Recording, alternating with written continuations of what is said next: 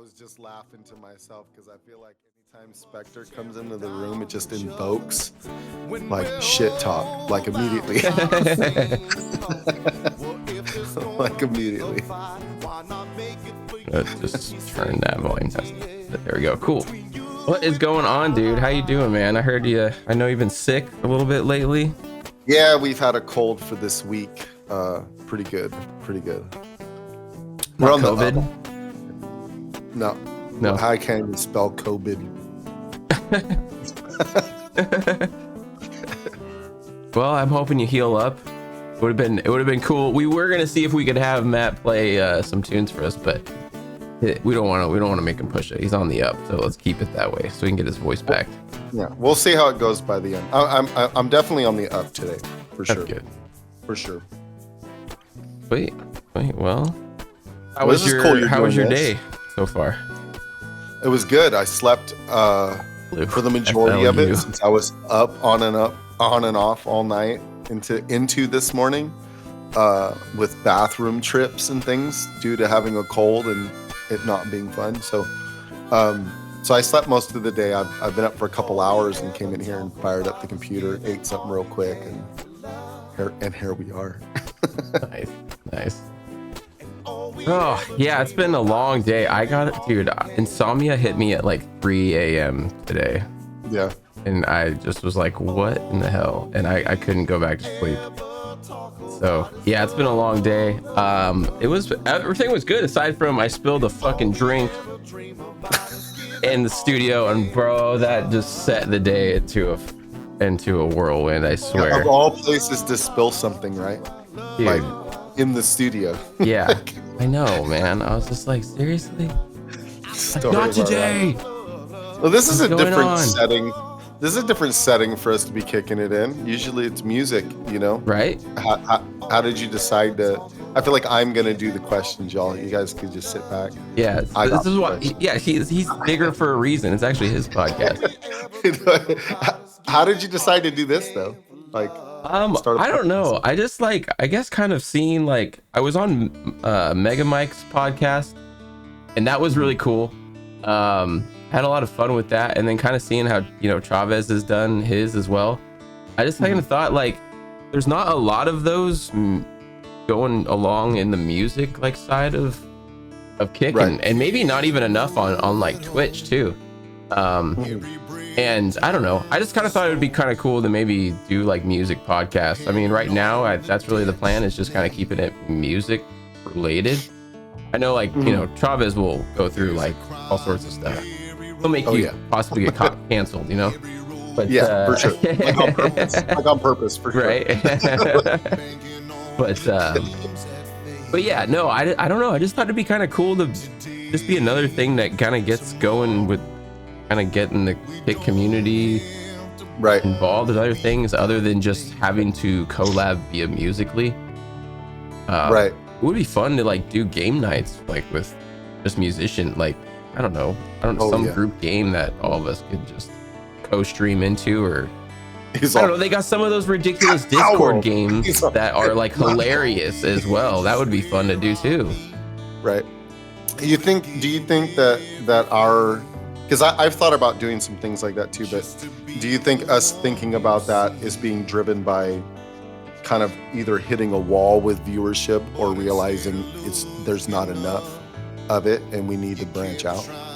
I think it's a combination of that and just, I mean, it's also, I mean, that doesn't have to be the sole reason for growth, just right? But yeah.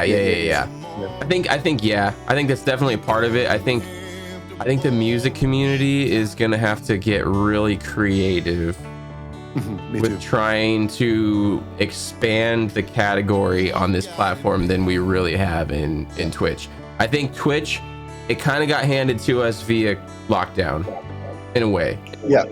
Oh, for sure. For musicians, absolutely. Yeah. So yeah, I think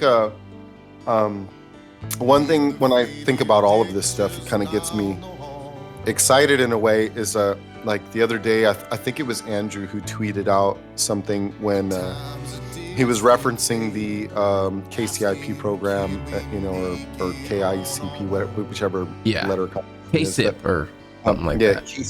Something like that. But one thing that he did say in his tweet, just as like a little side note, and I agree with, is I'm excited and curious to see what new creator is born from. Yeah, I do know a post you're talking about. Yeah, because I think I retweeted it maybe or something, but I definitely commented on it. There is because of the new avenues that are coming out, just like any musician now, like we do things now that we think are innovative or what have you, or we hear someone do something innovative, and then 10 years from now it seems so archaic and barbaric what we did because somebody just advanced going forward. So in the creative space, thinking of it that way, speak of the devil, there's Mr. Chop. So right, flexing all over the place. The cancel master himself. Right. Chavez over here. What's up, Chavez? But I'm excited about that, to see what adaptations of being a creator come to be, and even within myself, like, because I will have to adapt along with it. Mm-hmm. So we'll see what I come up with, or you come up with, or Chavez, or Matt, foul player, and any of us. We're gonna have to definitely get creative, especially on Kick, being it so small. Yeah. I think Brian, I mean, there's only so much you can do, one as an individual, and then also one as a category, or as a community, I guess, too. True.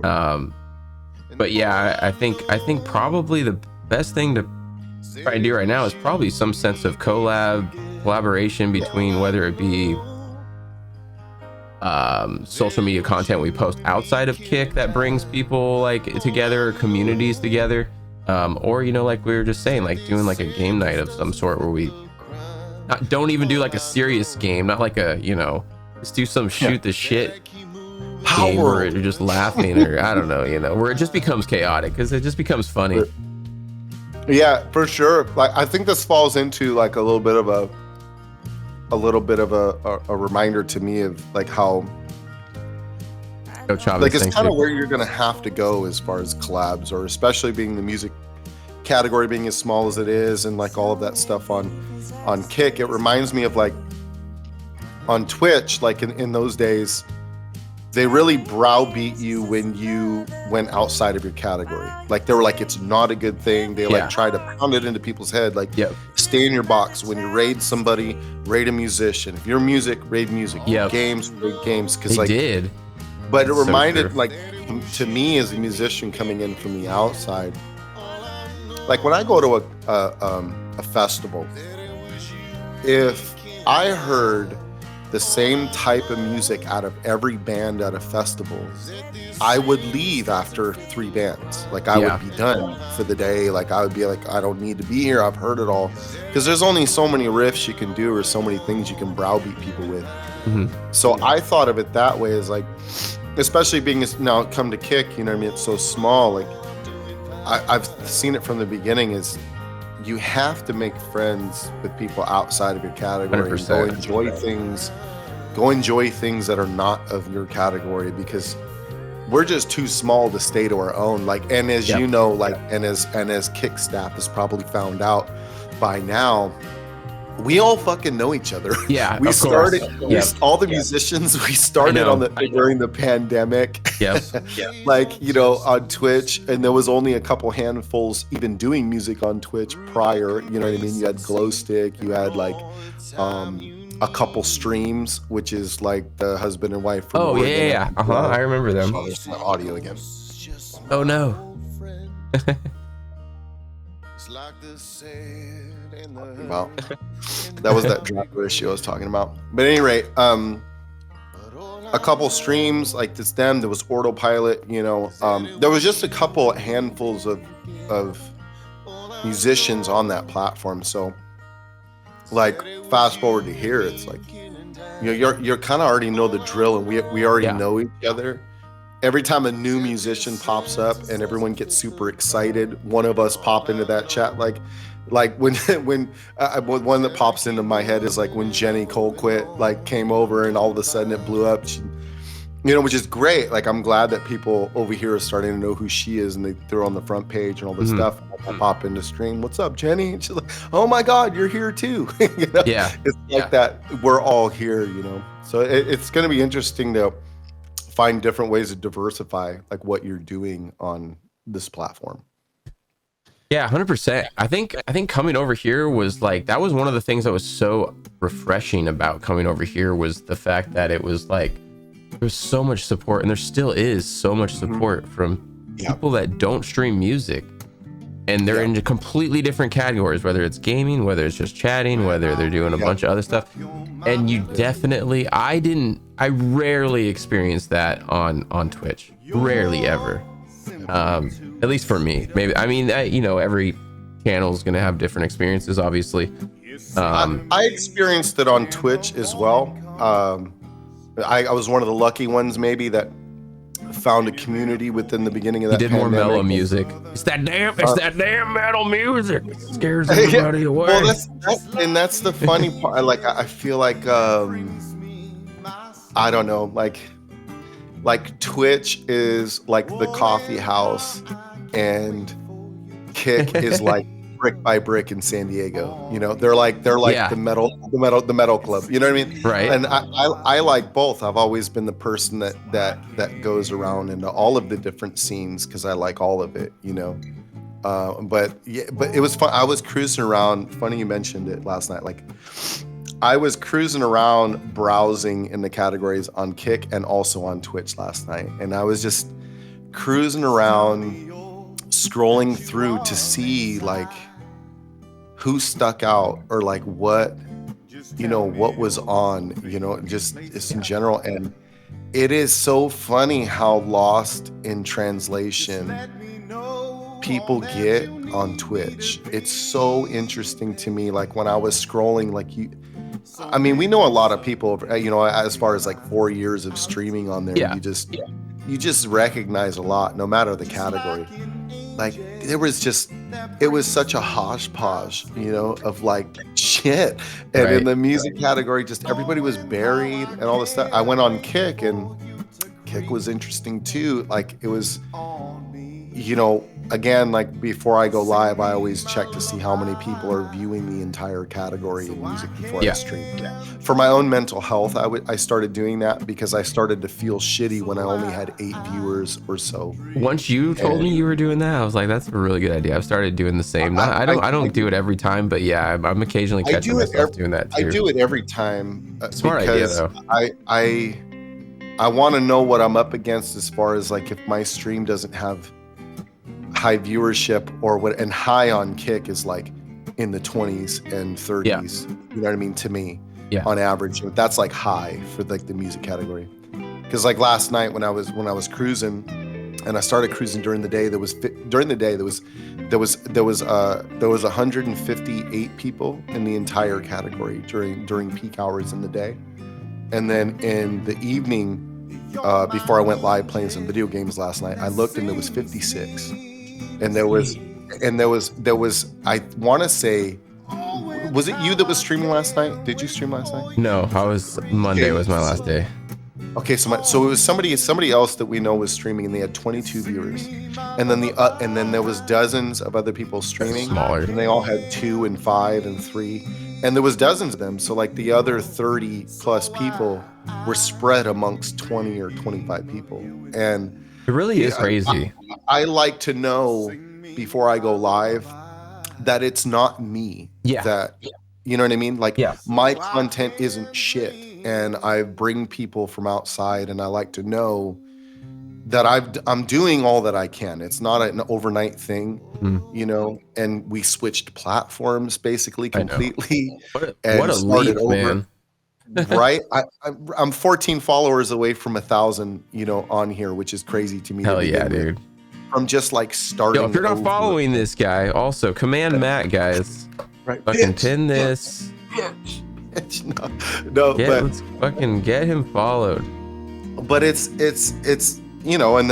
the KSIP program comes out, and you have to have 1,500 follows, you have to have 100 fucking CCV, and I'm like, I get it, and crazy number. Power to those people who can get it, but get fucking real. I know, dude. Get wrecked. Like, I get it, but it's just like, yeah. Unless you get tons of raids, and if that counts, I don't know. But from what I heard and what Andrew said way back, raids or hosts with the what have yous, and front page numbers do count, unlike Twitch. So that's all the more reason to expand outside of your category, which I think that's cool that you're doing something like this, because we got to do something. Yeah, I agree. Yeah, dude, but so some of you music streamers out there, like, if you guys are like feeling like what is going on, like, why are my numbers like that?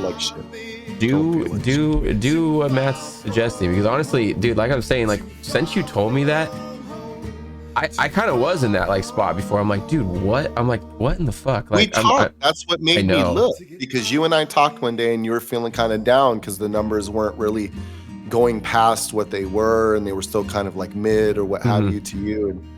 And I started looking, and I just, you shouldn't feel bad about what you're doing, because obviously, like, your content, there's a lot of, you can look at someone's stream and see the effort that they put in before they even open their mouth. Like, you can just see it. So yours is obviously yours is obviously there's effort put into that and all that. So I just, there's not much more that you can do, and you're posting the way that you are on TikTok and Instagram, and going really hard on YouTube and those platforms like that. And so eventually that's going to hit. And so, when I look at the results of all of that in regards to Kick, because I do think the results to that, they are coming, but we don't see them now while we're in it. There's a grind to that as well with the other platforms. But well, what's amazing to see too is, like, the platform itself choose to not necessarily, I think they do recognize that category is suffering, and I'm not necessarily saying that this is the main reason why they put it in the limelight, but it does seem that the music category does get a lot of front page swaps, or at least momentary features, which is, they want to push the category, or the staff just really loves the music, which, I mean, both is a plus, obviously. So. Yeah, either way, it's great, and I'm not gonna sit and complain about that. You know what I mean? There are some I won't get into it, but there are some cons to being on the front page, and lights to all that stuff that are very dangerous. And so, like, I'll just say, this. But it's great nonetheless. If you're trying to build, you got to have viewership. This was always the problem with Twitch, and they didn't do anything as a partnered streamer for years on Twitch. Now, they didn't do anything to help facilitate growth.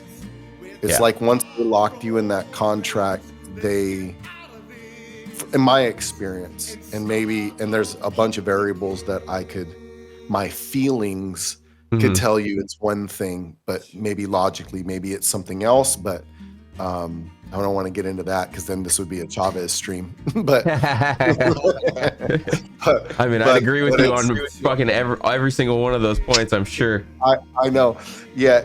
But it's, they didn't, they left me out to dry. And, like, they actually, I feel in a lot of regards, they tanked my channel.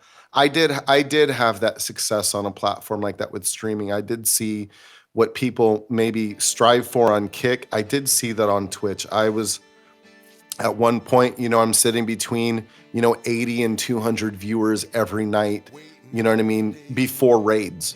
You know what I mean? Like, you're sitting in that, and then raids and stuff, you're sitting around 250. And I remember those are like early days. Like, you were always like over 100 easily.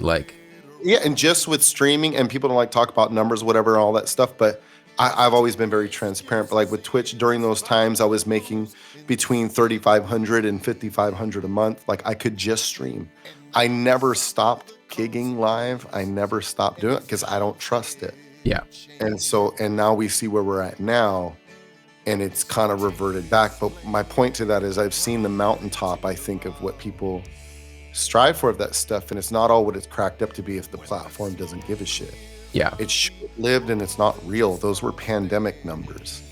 And here with Kick, it's new, and so we get a little bit of new numbers. Or, you know, sometimes I was talking with a streamer the other day, you know, they're you know, when they're in their studio streaming and stuff, you know, they get put on the front page, all of those things. They got about 50 people in their stream every day and all those things. But then they go play a live gig and stream their live gig, and they got 10 viewers in there. And I noticed that with some streamers as well. Well, but so crazy. For me, for even that, I went down that path. And I mean, I've been streaming my live gigs since before, you know, I was on Twitch and Kick, like on Facebook and Instagram, as soon as they added the buttons. And I've had a lot of experience streaming my live gigs. People just don't really, for whatever reasons, they don't respond to staying in those live streams that are at live gigs. I don't really understand why, but maybe it's the interaction. Yeah, that's maybe what I'm thinking too. The commands, maybe it's like you guys are so needy. Why? Knock that shit off, people. Well, the reason why I brought that up though is because this streamer that I was talking to, like, you know, he's like, I don't know what I'm doing wrong. That was literally a sentence that came out of his mouth, and I was like, no, man, like, you got to understand that when you're on the front page and all of that stuff, or you're sitting in your studio and you got those viewers and you're having that help to get views on your channel, that's not your community. When you do that live stream and you got those 10 to 15 people or 8 people or whatever, that's your community that cares. Yeah. That's the real numbers of what you're doing. And so that's who I would focus on, and that's who I would give my attention the most to out of the chat, is people who actually show up and really believe in what you're doing. Not just front page, or because you got a bunch of viewers and you're a little higher up in the algorithm, you know what I mean? On, you know, when I look at my follows, you know, my people I follow, you got all these people in this line, and the people with the higher viewership are at the top. You know, you gotta scroll down. I fucking hate that. I cannot stand the fact that you just get thrown up because you got people with fake numbers, the view botting stuff people talk about, but you also got these people that don't need it. Like, you know, you put Aiden Ross at the top of that thing, and it's not going to hurt or help his channel. Like, no one cares. So it's the people that are in that middle. Sorry, I hit my keyboard, y'all. There we go. Fix the camera. Sorry. It's that thing. You know what I mean? It's those are the people that I wish that would be shoved in my face more. Is like the people who I really want to see. Yeah. Like, you know, not these fucking.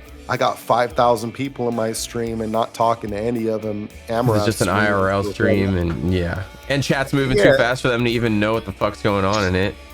Yeah, I would like to see, like, you know, when I open that thing and scroll through, I would like to see, like, your name's up there with 30 viewers or 20 viewers. Like, oh fuck, Destro's on. I'm gonna go there. I don't want to have to scroll a mile to, like, you know. Well, see, that's the thing too, is like, so that's kind of a question I was kind of thinking of earlier when you were talking about kind of comparing, you know, when you were looking to see who was on Twitch versus who was on Kick. Would you almost say that there's like, what was your reaction between discoverability and browsing between each platform? Has Twitch gone too far to where there's almost too much bullshit on their stuff, and Kick just doesn't have enough? Or so I don't know. It's a layered question and answer, like, with that. True. Because, like, so last night, just in particular, like, I won't name the streamer but I actually help mod for them sometimes on Twitch and stuff. But I've joked because I hadn't been in their stream in a couple weeks, and because I'm on Kick, you know, I'm on Kick more. Like, when I don't even get on Twitch really anymore. Yeah, me neither. I multicast there, but that's for the community members. Like I said, the 8 or 10 that really come in, and those are people that, you know, when I see a resubscribe, you know, notification come up, it's 42 months, 38 months. It's right. Like, I feel like an asshole because it's though if I didn't multicast for those people, like what a jerk move for somebody. You always want people who are there for the long haul. Those are the people. So and because they don't want to come over to kick, it's like I had to find this thing. But going back to your browsing, you just called me a jerk, y'all. You heard it here first. This is true. Fucking jerk. But no, like this streamer. I had to pop in his stream because his stream has turned into the weirdest fucking thing. He was a musician. He plays chess a lot. You know what I mean? And then you'll know who I'm talking about. Yeah, and all that stuff. Came over to kick when it was early on. It was like, it launched early. They verified him right at the beginning. The guy hasn't really been on since. But I go on and I go to scroll through, and he's the number one person in the chess category. But he's still jamming tunes. He's got another streamer friend of ours that's like he's got her page up while she's playing music, listening to her and interacting with her. Yeah. In her, it was probably just the weirdest. Chewbacca.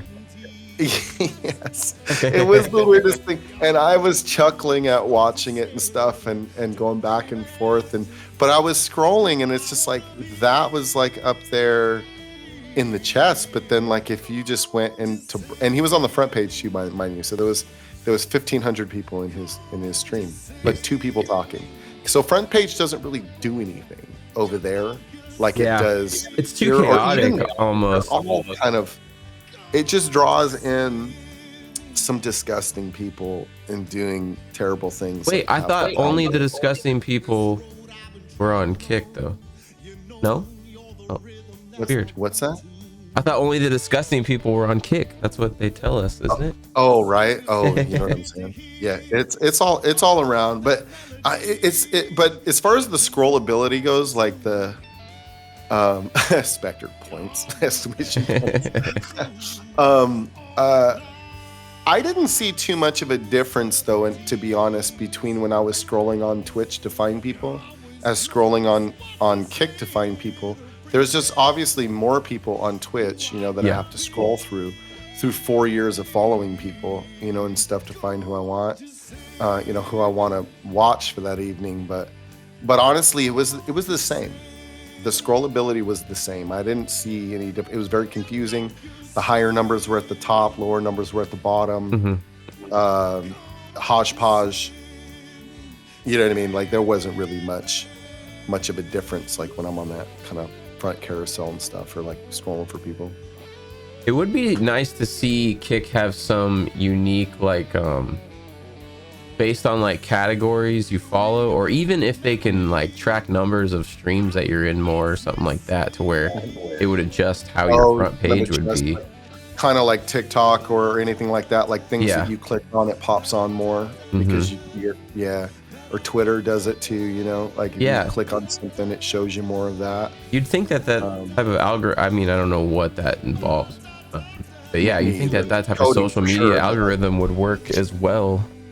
There has to be some kind of model, that can be borrowed from, quote unquote borrowed. Even if it's just like, I'm sure, I mean, hey, the UI was borrowed too. What do we want to talk about borrowed?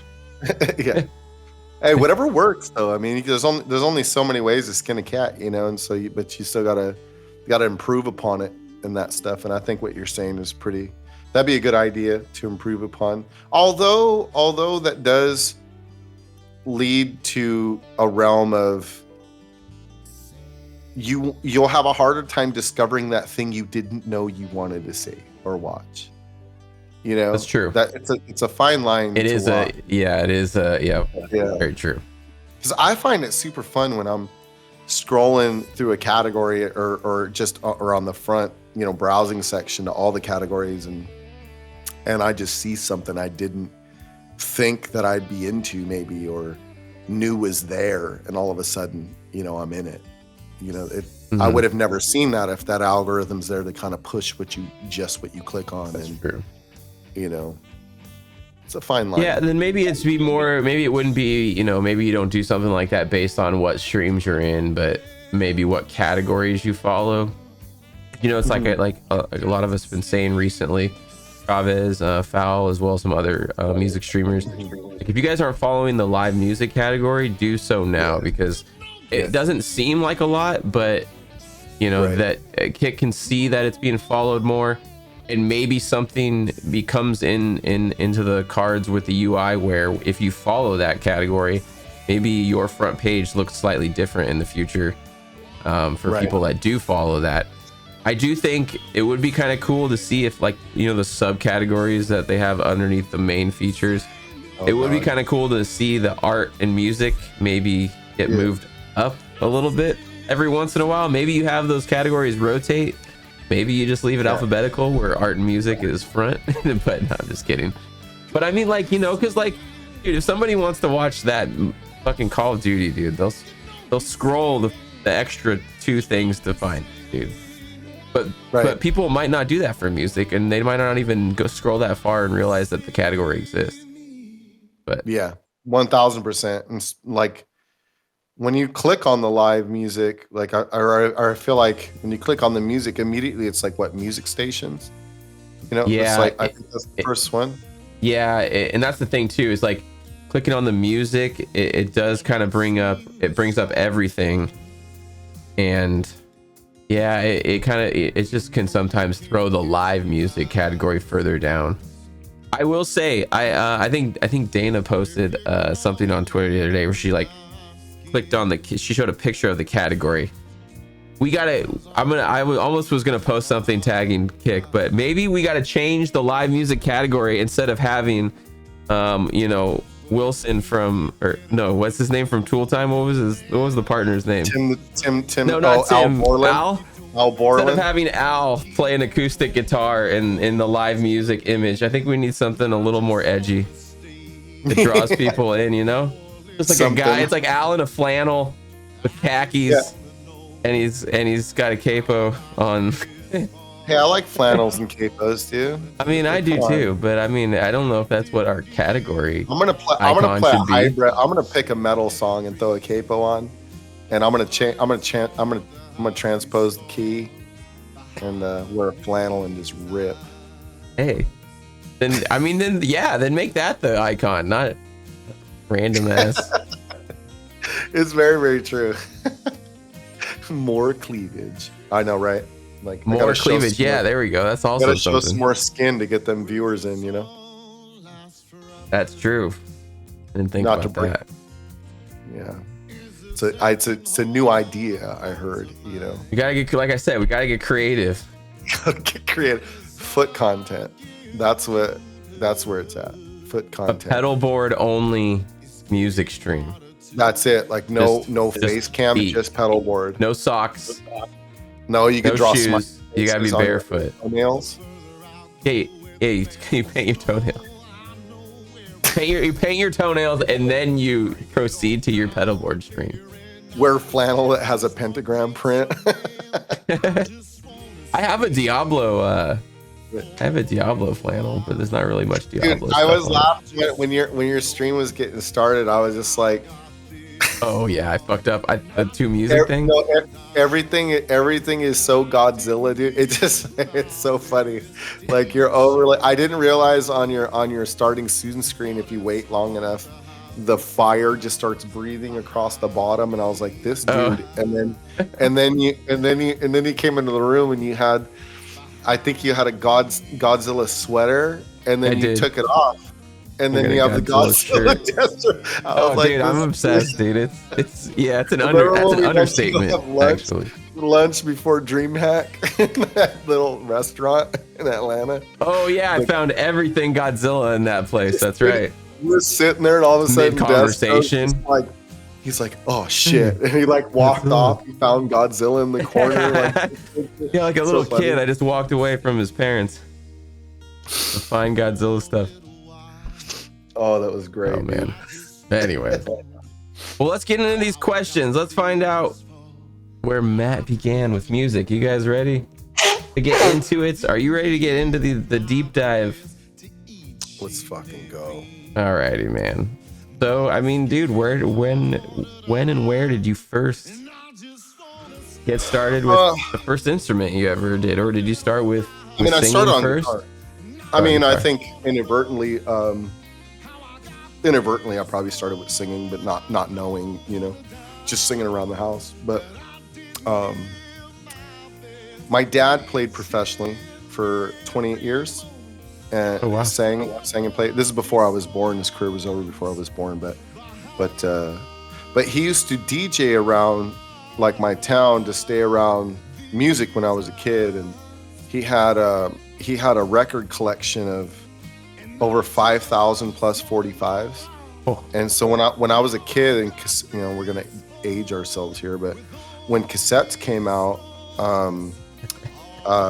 my dad recorded all of his records onto cassettes, which back then, if anybody knows anything about that, there was no downloads, there was none of that. Like, you had to take the stereo and with the blank cassette put it in and hit record facing the speakers of your record player, and you had to play that record from beginning to end to record it to tape. That's so crazy. So it took him probably like 8 years when I was a kid to record all of his stuff onto cassettes, and then he would DJ. So I heard every inch of those records growing up. So I think that was inadvertently like a class that I didn't know I was taking, at the time. And then fast forward, I've always been into athletics, and so I played junior college basketball, and I went to school for kinesiology and wanted to be a trainer and this kind of stuff. But when I graduated, I was at my best friend's house, and his nephew, which I look back now, and he was pretty much a prodigy at playing. His ear was he had perfect pitch, impeccable. He had a guitar at the house, and he's like, does anybody want to play? It's like late at night, we're just kicking, everybody's like, nah, I'm going to sleep. And he and I were just hanging out, and he was like, I don't know, like 11 or 12, and I was 17, 18, and I was like, yeah, sure, I'll try it out, and he had another guitar there. So we went outside because everybody's asleep, and they had a country house, and so we're out on this ranch, and we went outside, and it's pitch black. I can't even see the fretboard. He taught me. We sat out there for about 4 hours playing, and and even that was a class in a different sense of, I couldn't see the fretboard, so I had to feel the fretboard and listen to find the notes. And he taught me Californication, the intro and the chords, and he taught me Put Your Lights On from Everlast, because it was more strummy. Oh gosh, I know, right? That's such a good Santana tune, dude.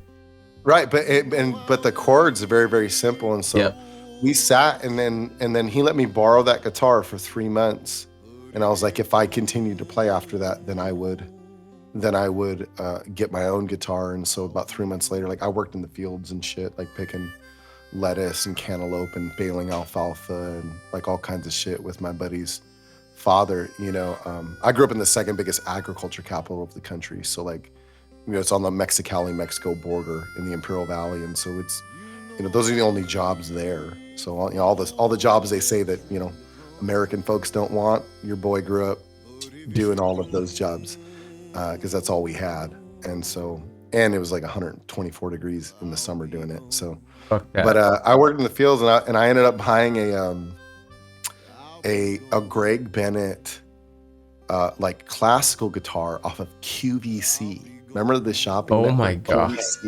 That was my first guitar, and the classical guitar was so poorly built. I know now, like it had steel strings on it instead of classical strings when it should have classical. Yeah, it should have the nylons.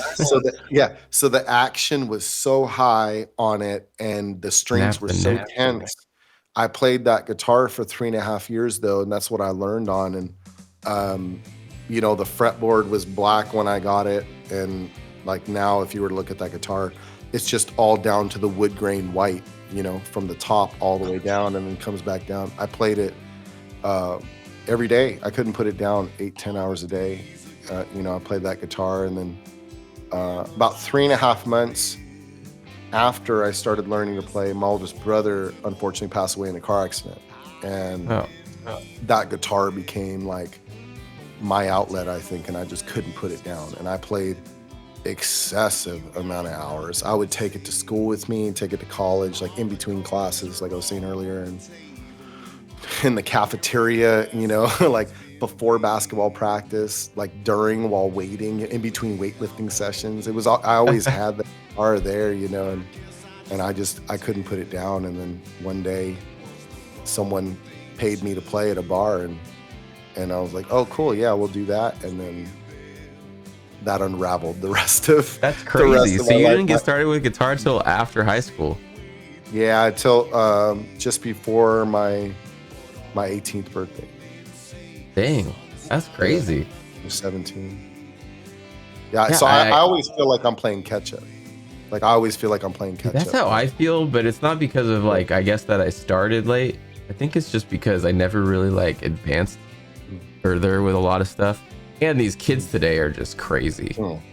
I don't. These people, these musicians today are just, what they're doing with, some of them are doing with the instrument. It's like, it's crazy. Even know what like you do that. You were talking about in your stream. I was lurking in your stream the other night, and you were talking about polyphia. I think in your stream. Perfect example. Like, yeah. Well, I worked for I worked as a side job some years ago as a lighting director and assistant sound engineer at this venue, and so Polyphia had just came off of their first ever tour. Period. They were opening for Coheed and Cambria on that tour, and they never, people don't know much about Polyphia. I think in the general sense, like they never wanted to be famous of any sort. Like they never they never were set out to be a touring live band. They were just making content on YouTube, making these anime-based videos and making these songs around it. That's what they were doing and having fun doing. And all of a sudden their music hit, but then they ended up having to go on tour. So when I met them, they played our venue. It was like a 650 person venue, you know, and it was sold out. And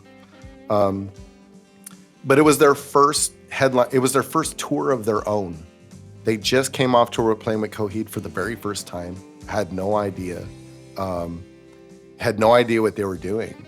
And I was, what's the kid's name? I think his name is Tim. Yeah, Tim Henson. Yeah, Tim. And what's his other guitar player's name? I don't remember the other guitar player's name. That dude rips too. They both do. They both are insane. It was crazy. Like, I was talking to them both, and like, drummer is nuts too. You know, people see him live in concert and stuff, but like we're standing there on stage. I'm getting his amp, you know, mic'd up and getting the wash lights on stage, moving around, and he's just doing these things on the guitar, and I'm like, and I turn around, I was like, bro, can you not do that in my ear? You're making me feel so inferior right now. We started joking. I was like, can you fucking not? Like, just dude, his hybrid picking. His hybrid picking is crazy. Like, I couldn't even imagine doing that, but the stuff that he does with that type of playing is crazy. Like, I can finger pick, but I can't do both. They were the nicest people, and he was so humble, and like, he was just, they were so humble in the sense, maybe at that time, more than, I mean, I haven't seen them in years, and I don't know what they're like now, but it was probably before they blew up. Well, they just felt like they were riding this wave that they didn't expect, and it was just, they were just happy to be there. You know, it wasn't about like, oh, we're gonna fucking get these numbers or blow up or whatever. They were just genuinely like stoked to be there and scared shitless to play in front of people. They didn't know how to perform. They were learning, and Tim was telling me, he's like, we're just learning this. This is so weird for us to play in front of these people. They're like, this is weird. We make content. This is something else. Yeah.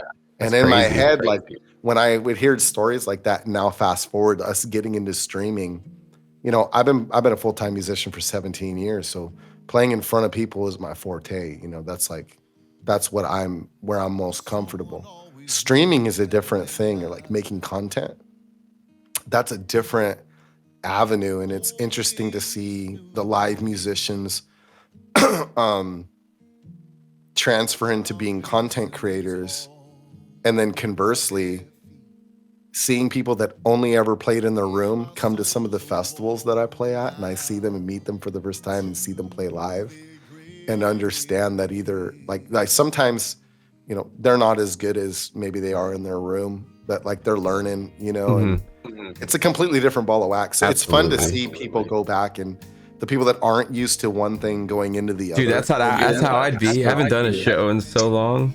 I haven't done like, I mean, I did like a one-off like song thing. Tyson, when I first moved to Nashville, had me a part of like one of those rare hair shows where they just like rotate people out each song.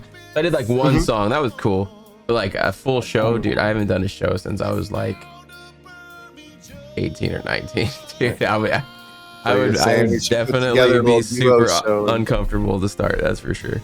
I can book a show over there and we could do a little duo show if you want. Bro, that'd be sick. Why not? Like, just cover gig, something, play at a bar somewhere. That'd be fucking awesome. I'm so down. Yeah, it's right there. We live like right near each other. We're not far, you know, so why not? That'd be cool. Yeah, we'll get Andy to run our sound. Dude, right? Hell yeah, dude. KickCon 2024 concert coming. Yeah, you spelled coming wrong though. Please, for the love of everything fucking holy, Kick, please do not call it KickCon. Jesus fucking Christ. Why don't you?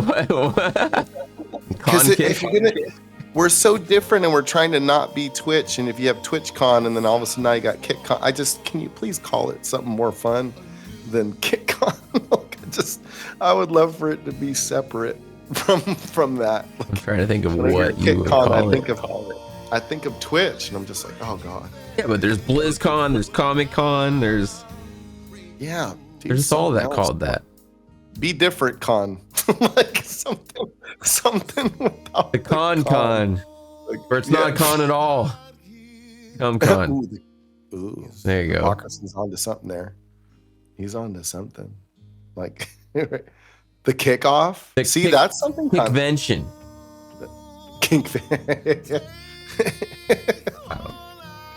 Something though. I mean, get creative. Like we have to get creative with content. Please get creative with the names you guys choose. Kickfest.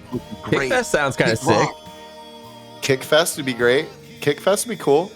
Kick Rocks sounds fucking awesome. Actually, Kick Rocks. That does kind of sound good, actually. Yeah. So, imagine the merchandise. Celebrate. What's up, dude? Rock.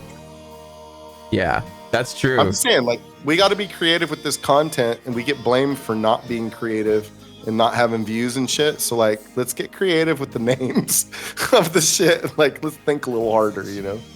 Kickoff. That's a good one too. Kickoff. Kickoff. Kick it. I don't know. Just naming everything with a kick. Kick-a-poo. I'm down with that, dude. And you just have a bunch of Tenacious D. Have Jack Black play. Has that Tenacious D there. That would be fun. That would be sick. I feel like each question is going to take us down an unlimited rabbit hole. Absolutely. Yep. So you never did band or anything like that in middle school, or did you? No, I grew up. I grew up going to a school and that we were at the time. Oh, right. We were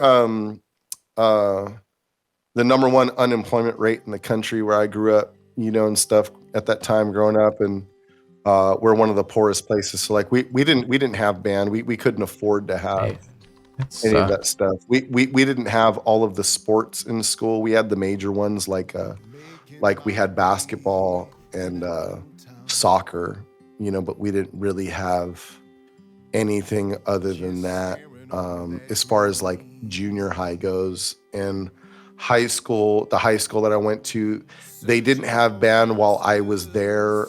A few years later, my bass player actually, this is kind of a funny story, I guess, but my bass player, Omar, which he was 12 when he started playing bass for me, and I was 19.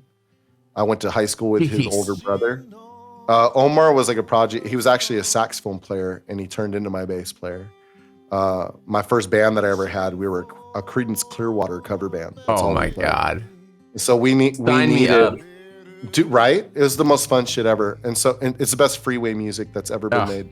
It's the best life music, honestly. River music, driving music. Like, it's just so good. Everything. And so Omar, we needed a saxophone player to play Long as I Could See the Light, and my buddy's like, I know a guy. I was like, oh yeah, my buddy's little brother. So he had been telling me to call him to come play. So he came over, played, fit right in. Then my bass player quit a few weeks later. Just wasn't his jam. He was more of a Primus style like bass player, and he couldn't keep up with that kind of music. It's funny, he could play anything in the world other than just being simple and grooving and stuff. He's just one of those guys. Just chilling. So it was like a mutual thing. It wasn't even like a bad thing. It was like, because none of us wanted to make anybody else's day worse. You know what I mean? Like, I don't want you doing something you don't want to do. I want you to have fun playing your bass. And if you don't have fun doing this, go do what you like. And so that's what he did. And so Omar learned to play bass, you know, and was just a prodigy with that. And now he's the bass player for the original Wailers, like Bob Marley and the Wailers. Oh, what the? Like, he's the bass player. That's actually where this bass comes from. I bought that bass from him, so that he could buy an RV for him and his lady, so they could go camping and shit. That's how I got that bass. Wow, that's crazy. But Omar was still in high school, and I had moved off to San Diego so that we were all supposed to move as a band, and Omar was going to come a year later when he graduated. But none of the band came at that time that I had, and so I moved to San Diego to pursue music and kind of pave a way. And then while Omar was a senior in high school, they were going to cancel the band program at our high school because we just couldn't afford it. And so through a weird type of paperwork, I don't know how it went down, but they ended up hiring Omar while he was a senior in high school to teach band class so they didn't get rid of the band program at the high school. They implemented that after I graduated, but he taught for a year. And Omar. I know. I was just gonna say, let's give a round of applause for Omar. That's what I was just gonna say. Yeah. Omar Lopez. He's a stellar player, and one of my best friends still to this day. And anytime I need bass on a recording or anything like that, or if I really need anything done, these are people I've been fortunate enough to be around some of these folks. I mean, these people their keyboard player Adrian, like that's my old roommate, plays for the Wailers, and also he plays drums and keys sometimes for POD. Like, those are all homies from San Diego. All of these people slept on like my floor, or I slept on theirs, like coming up and stuff like that. They're fun. I was never a big fan, but when you go to their show, you don't realize how many songs you actually know. Absolutely. And like sing along, and I had a blast. And now Sonny and Wolf and all these guys, these are all buddies and stuff, over there. That's so cool. They're just people, My wife's cousin, so he's like cousin-in-law, I guess, is his favorite band, and he always does the VIP. Like, he's on like a personal level with them now too, and it's kind of crazy. It's awesome. I used to. An old roommate of mine, so I moved out of a house once in San Diego that I was living in, and I moved in with my buddy Paul, who's a session guitar player around San Diego, but he also builds music programs for churches. So like the churches will hire him to come in and redo all the infrastructure for their stage, and then direct their music group. He'll be the music director, like all the stuff. Oh, wow. He's made a business out of that for himself over the years. But he and I lived we lived at the church in South San Diego in National City. It's on Sweetwater Boulevard there. Funny enough, Sweetwater, right? It's always been part of our lives. They're not from San Diego, guys, just so you guys know. Right. But we used to maintenance the church grounds, and we lived for free because we took care of the church there. And that's the church that POD went to and grew up in. And oh, wow. We're all in the same neighborhood. It's just very small. Like, San Diego's it's a big metropolitan area, but at the heart of it, it's not very big. And like all my roommates were always the heartbeat of that city. Like when TwitchCon was there, a couple years ago, like I went, and it was like we had gigs all around downtown, and like all my old roommates still run all the jazz jams down there and run all the venues. So like we're just running around jamming the whole weekend. Jazz jam sounds good.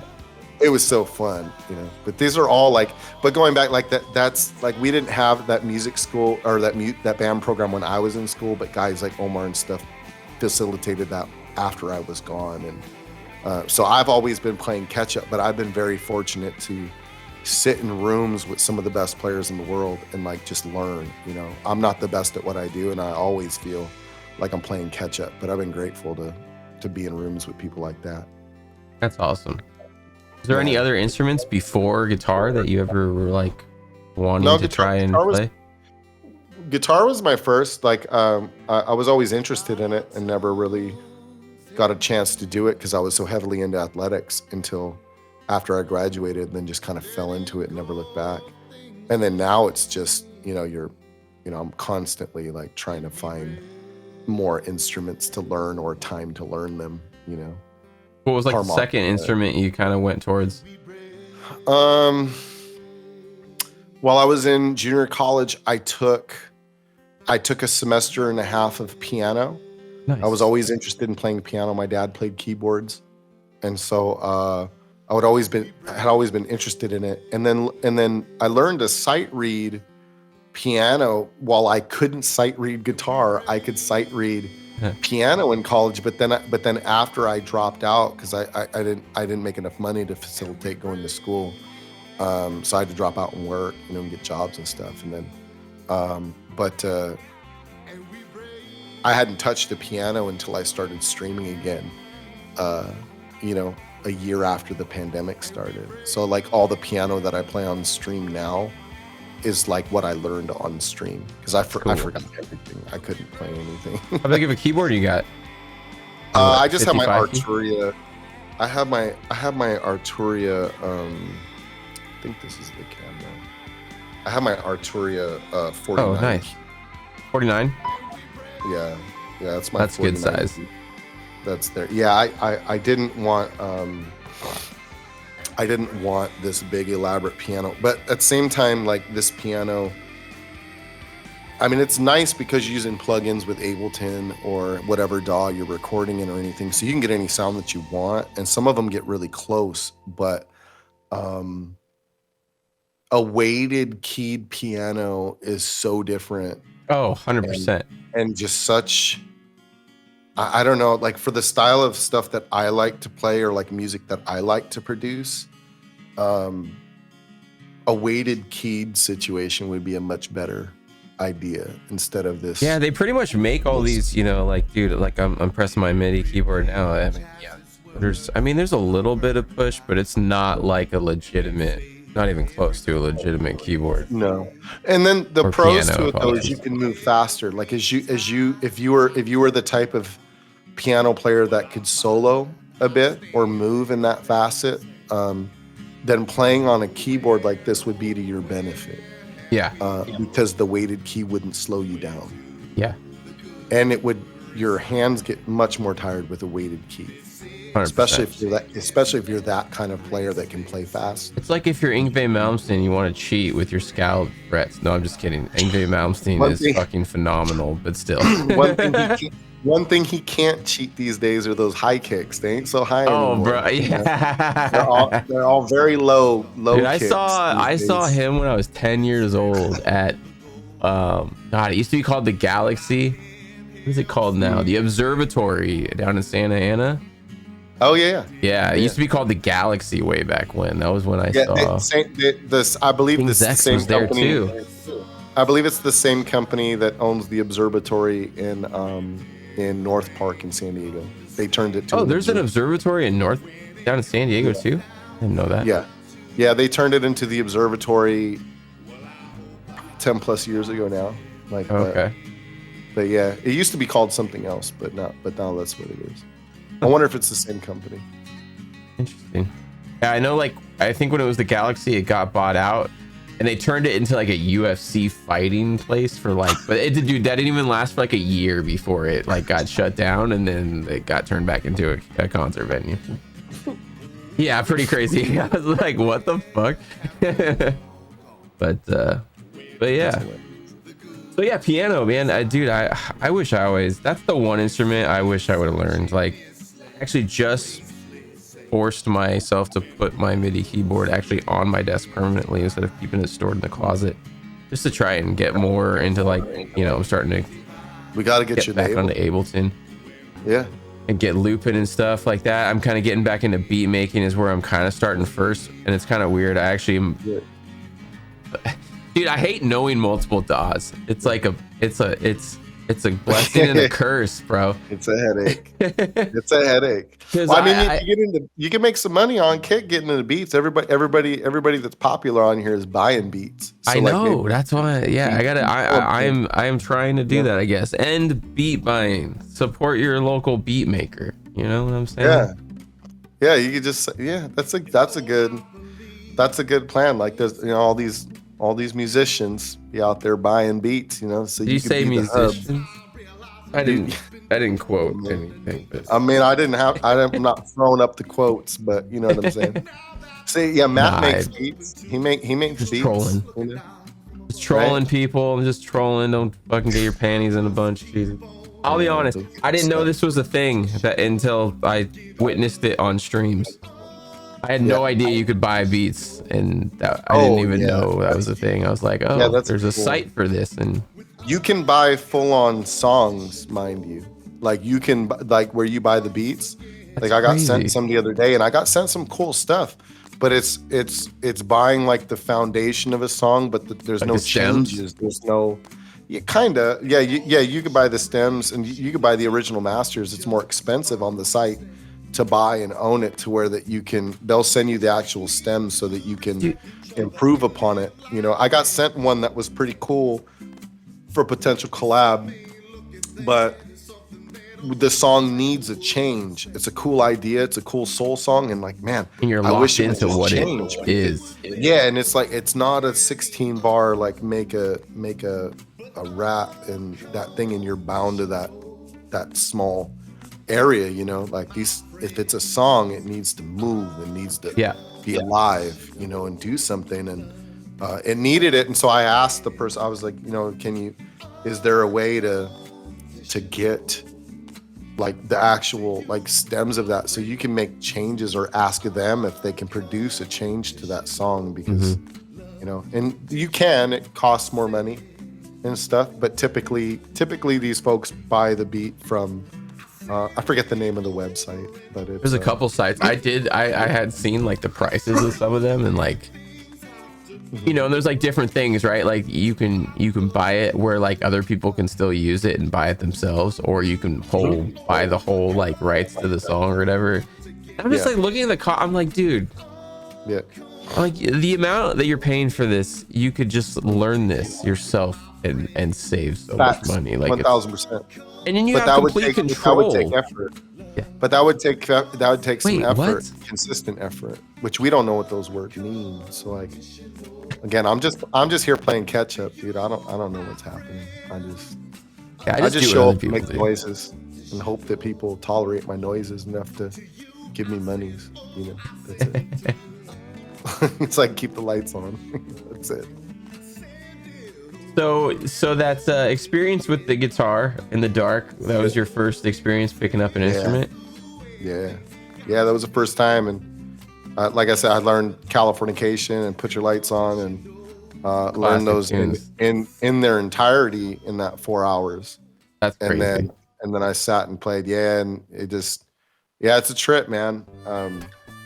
It was fun. I look back on those moments now, and I'm like, man, it was all these little ways that I learned were kind of blessings in disguise. They were like very difficult at the time, and I didn't really understand why. And now I look back, and I wouldn't have rather learn any other way. Because there's people that learn from the schooled version of things and from the book, and then there's ones that learn by ear and those things. And the best players in the world, in my opinion, as far as from like, and it's all subjective. It's just my preference of like what I would consider to be like the best musicians in the world, are like the ones that played by ear, that have that feel, but then are still school taught. Yeah.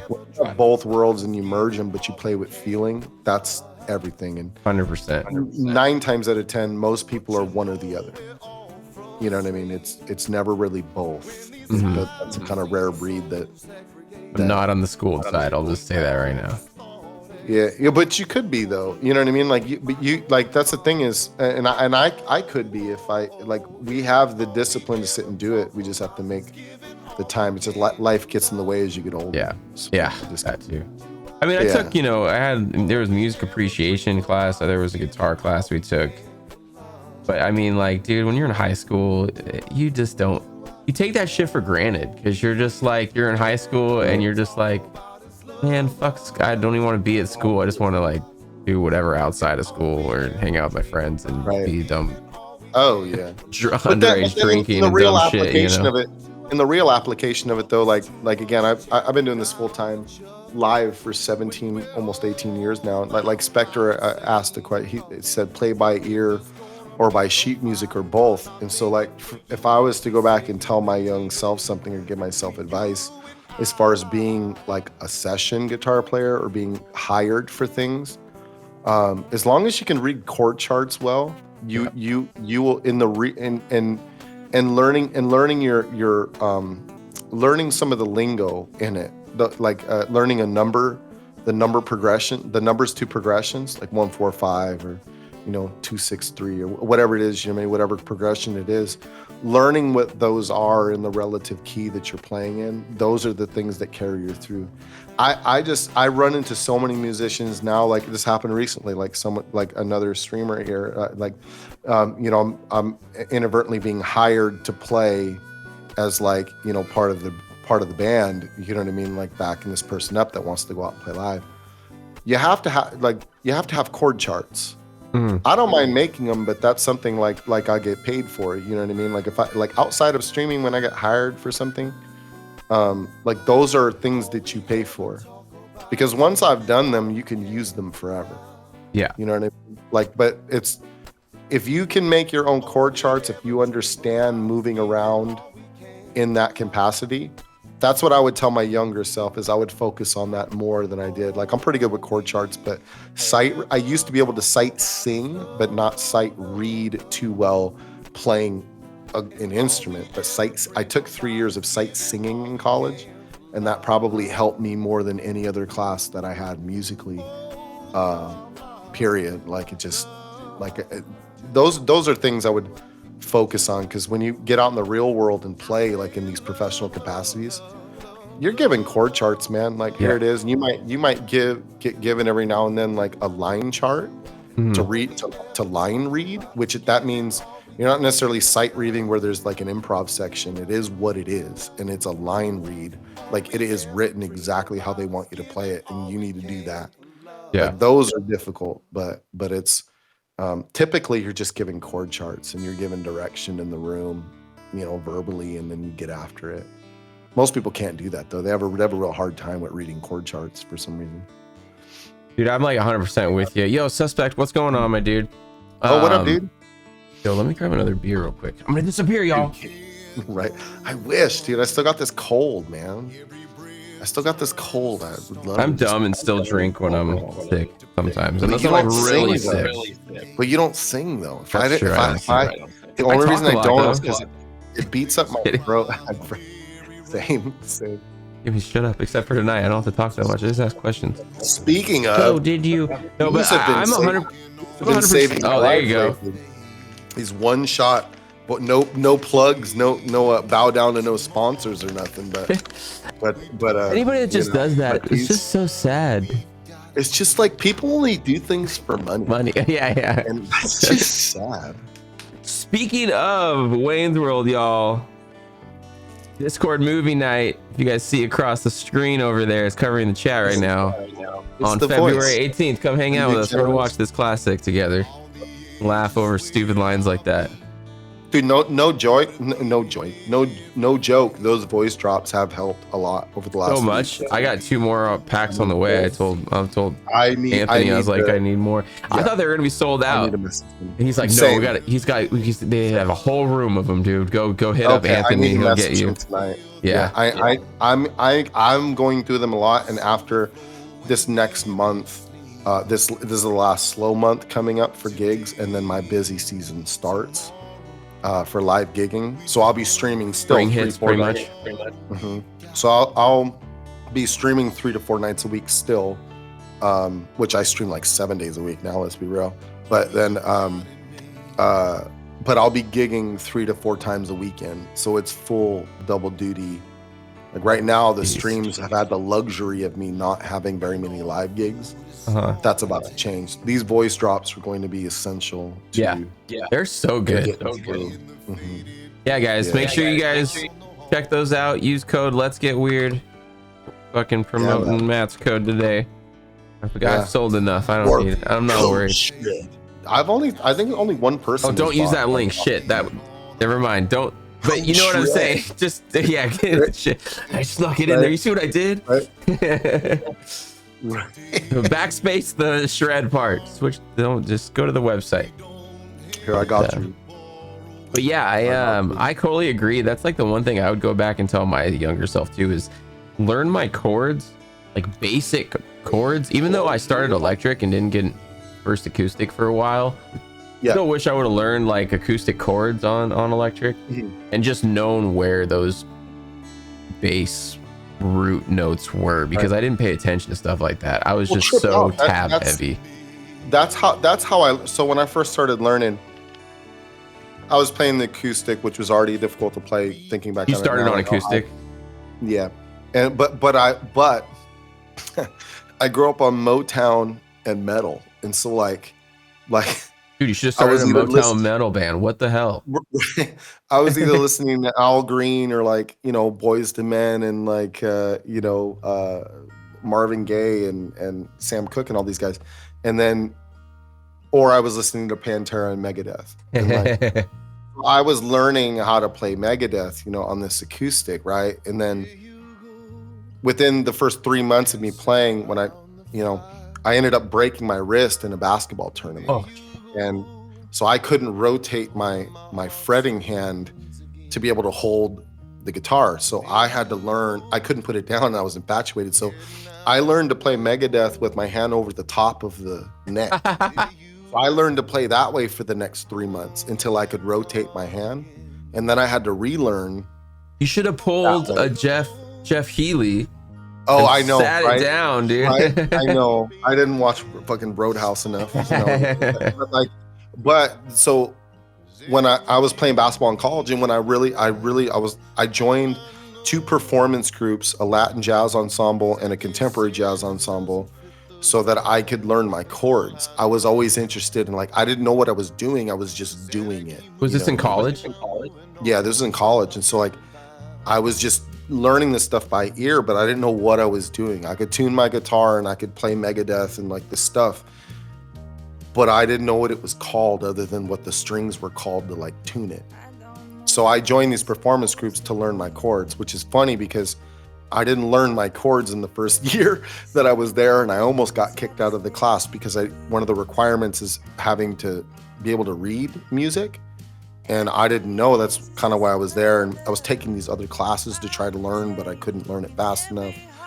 And my ear got better though, and only because my instructor, Dr. Van Decker, which unfortunately passed away this last year of cancer. Man, but he I hear that. Yeah, it sucks. He was a great player, and but he pulled me in. He was the person who led the jazz groups, the performance groups at the college, and the music appreciation classes, all of this stuff. It was him and Dr. Jimmy Cannon, which played with Louis Armstrong and all these players. He was an amazing trumpet player. His son Derek teaches at Grossmont College in San Diego, and all these different. Nice. Yeah, they're just brilliant people. And again, I've been lucky to sit in a room with some of these people. I just lucked out in having it in my corner. But my teacher one day, Dr. Van Decker, he pulls me into the office. He goes, "Hey, Matt, can you come here? I want to talk to you for a minute." And in my head, I was like, I'm getting kicked out of the class. I can't read music. They know it. They found me out. They knew it. The only reason I survived in the class for so long up until that point was my buddy Terrence, who played guitar as well. He would turn and show me his fretboard, because if I could see it and hear it, I could learn it. I just didn't know what it was called on paper, So he would cheat and show me the fretboard. And I would learn these songs in class. And my teacher calls me in, and he's like, "Let me talk to you for a minute." And I was like, "What's going on, Mr. Dector?" And he's like, "You can't read music, can you?" And I was like, "No, man, no." And he's like, He's like, I just have a question for you. And I was like, if you want me to leave the classes, like, I could just sit in the back. And if I'm interrupting, like, I'll take an F in the class, but I want to sit in these classes so I can watch and like learn, He goes, no. He's like, no. He's like, you're not leaving the class. He's like, I just have one question is, how are you keeping up? And I told him, like, when my dad saw this was more than a hobby, my dad told me for these classes, he's like, if you ever get lost, if you have a horn section, just follow the horns. Those are your singers. Because I told him we're playing instrumental music, and he's like, just follow the horns.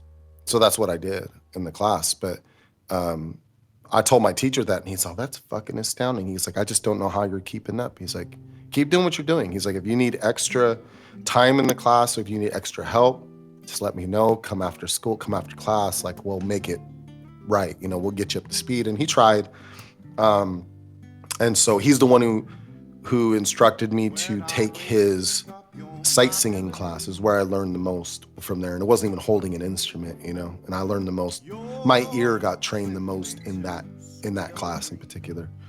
That's awesome. Yeah, it was a trip, dude. That's pretty early on too, like from when you first gotten started too. So that was all within the first year and a half of me playing. Like, I had my first band playing live. It doesn't mean we sounded good by any means, but I had my first band and playing live shows after 8 months of playing, and wow. Between like 8 and 10 months of the first year. Yeah, it's crazy. I kind of when I was in band. So before I played guitar, I wanted to play drums, and I was in band 6th grade, and I was in drums. I was in percussion, and it was like the first semester or the first half of the year, you could just be in drums. That was fine. Second half of the year, you had to have like drum lessons to stay in percussion and all this extra. My mom couldn't afford that, so I had to change instruments. And what did my lazy ass go to? The easiest instrument possible with only 7 positions, and that was the trombone. And right. Dude, I never, even with 7 notes, I never even learned to read that. I was so lazy. I would just write numbers of the positions on all my stuff, so I just knew where I was like. Yeah, isn't it funny how that works? I still never even learned. I hate math, and they always say musicians are good at math, and I mean, I am good at math. I just can't stand it. I hate 100%. That's how I was. I was really good at math until I really stopped giving a shit about math, and then I just did not care to give a fuck, even though I could get it done. Yeah, I was a junior in high school, and they had me in I had all these college prep algebra classes, all this shit. I was like, this stuff I hated so much, and I got in trouble once, and they forced me to take an extra class, which they put me in a class called business math, and our teacher, Mr. Gupton, which was a prick, and he ran this class, and he talked about taxes, he talked about practical shit that you would use math for, and none of it had algebra, none of it, or the conventional sense of what you think algebra is, none of it had it. Plus, minus, divide, times, you're good. You're just the basics, whatever. And he taught us business math. And I learned more in that class than anything. But what I definitely learned was I didn't want to take any of that other shit seriously at all. I was like, there's no fucking reason I'm going to need to know any of this. This is all jargon. I actually went down. Yeah. So I actually used to be a land surveyor. So we used a lot of algebra and intense stuff. But it's just the thing about that, though, is it's everything is so automated nowadays that it's you never even really did that math. It wasn't old school surveying, But if we take that approach, so is music. You got all these people that are putting songs out every week, but lo and behold, they're using Chat GPT to write lyrics, and you know what I mean, all this shit to write music these days. That's so not to deflate. But using automated systems to build buildings and shit is a little different than, I guess, AI in a song. I feel at least I don't think AI. I feel it is because it hits a deep core with me. I feel like it is because but at least buildings are still being they're working. I think they? people. I don't know. I mean, they should be. All the ones that I helped build, I guess, but yeah. They fall sometimes. Yeah, I know. You know, Key and Fitz, him and I have had some conversations about some of the AI music, and it's just like, oh yeah, same. So ridiculous. I was just talking with Kian the other day. He's like, we need to get together and brainstorm some like maybe events, but just some things like we're talking about, like expanding our horizons within the music community. Mm-hmm. You know, some of these events pop up, you know, and stuff. I'm not gonna shit on anybody's parade, but very poorly put together things and very poorly integrated things with musicians and music. And we've been doing a lot of this stuff on Twitch for 4 years. So like, I think we could probably come together and put something together in that. Absolutely. In that vein. I think I think this was just talked about in Fowl's chat the other day. I don't know if it was Fowl's or Chavez's chat, but yeah, like doing a raid relay or a host relay, just to try and like grow the musicians. Cause I think someone had mentioned too that DJs like just did a DJ specific like raid train last weekend or something like that. Now whether or not we have to tie that, I mean, I don't know if we tie that to a charity or if we just kind of use it to kind of grow everyone's channel and focus on them. And I think we probably could. I mean, my perspective on that's a little bit interesting, I guess. Like, I kind of ride the line of that when it comes to doing it within the music department. Like I said, I truly believe like you have to make friends and things outside of the music category, and this is something that like guys like Sax Dragon have been doing on Twitch for years with the multicultural exchange, right? Mm-hmm. Yeah, the multicultural exchange raid train. Just like, and he had a great idea, and it was always. But one thing that he did in those raid trains was he always made it to be like whoever you were raiding into or getting a raid from was from a streamer that would never be in your time zone to actually raid you. So it was a chance for new people to meet new people and to grow like outside of like your specific area. Because like I said earlier, like we all know each other, and it's so small on Kick in particular that like all of our communities are very similar and the same. We all know each other, you know what I mean? Like just Lori, Spectre, like Quantium, like all of these people, we all know and seen each other's names around the same chats because it's not that big. So if you were to do something like that, I think it would have to be with integrating categories outside of music so that we can specifically bring people that are not aware that the music category is there to it.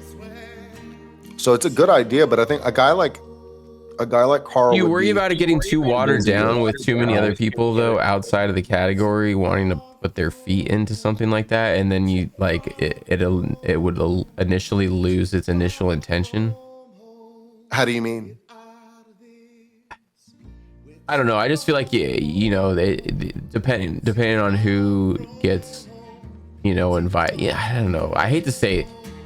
There are parts of Kick that are turning into, you know, the clicks of Twitch type thing, sure. To where I just would hate to see. In particular, it's very obvious, you know what I mean? Where that lies. And I just would hate to see that happen when, you know, the music community is trying to do something to help themselves shine.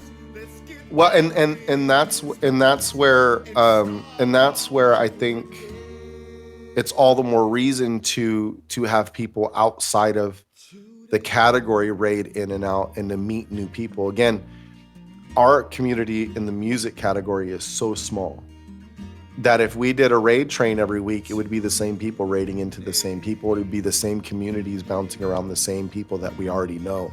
So the whole point would be to get new exposure to each other. You'd have to go outside of the category to do that as far as Kick is concerned, because there just isn't the influx. Like I said, if you pull up the music category right now, like how many, I'd be willing to bet it's somewhere around 156 or 180, maybe 200 at the max, like total viewers. Whoever wants to pull that up out there in chat, pull that up. See what the live music category has right now. 71 viewers. So I was being generous. So this is what I'm saying is that you have 35, you have half. No, I'm just chatting. I'm not counting or that. Okay. So there's somebody in the music category right now that probably has half of that viewership, and then it's spread across the rest. Yeah, 24-16, and then it's like 5-3-2. You know, like yeah. This is why when it came to the criteria as far as the KSIP program, impossible and all these for this things, category. Absolutely impossible right now.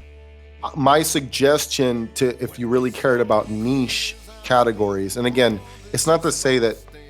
Again, we appreciate like the front page stuff that people 100%. Do for us. Like that's what I kind of hate. We're not trying to gripe.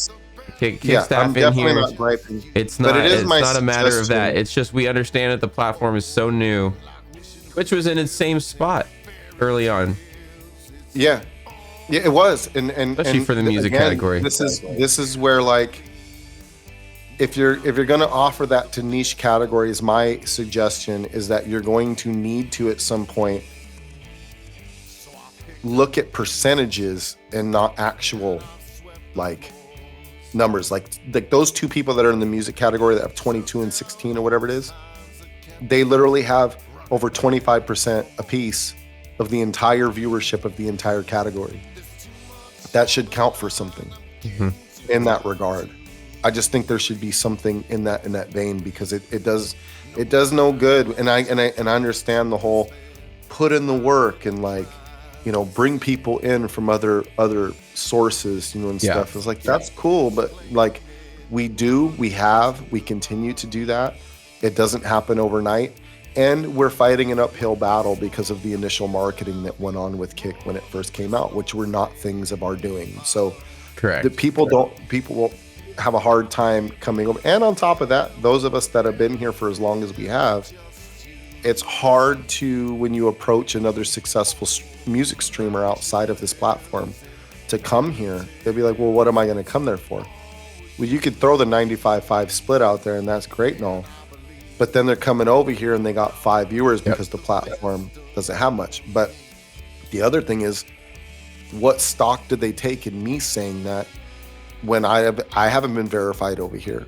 They don't see anything tangible that's me being successful over here when I approach them. But if I go onto Twitch, you know what I mean, and I'm over there, at least I have that check mark by my name that doesn't mean nothing to me, but it does to some people, because they look up to people that have reached those bars.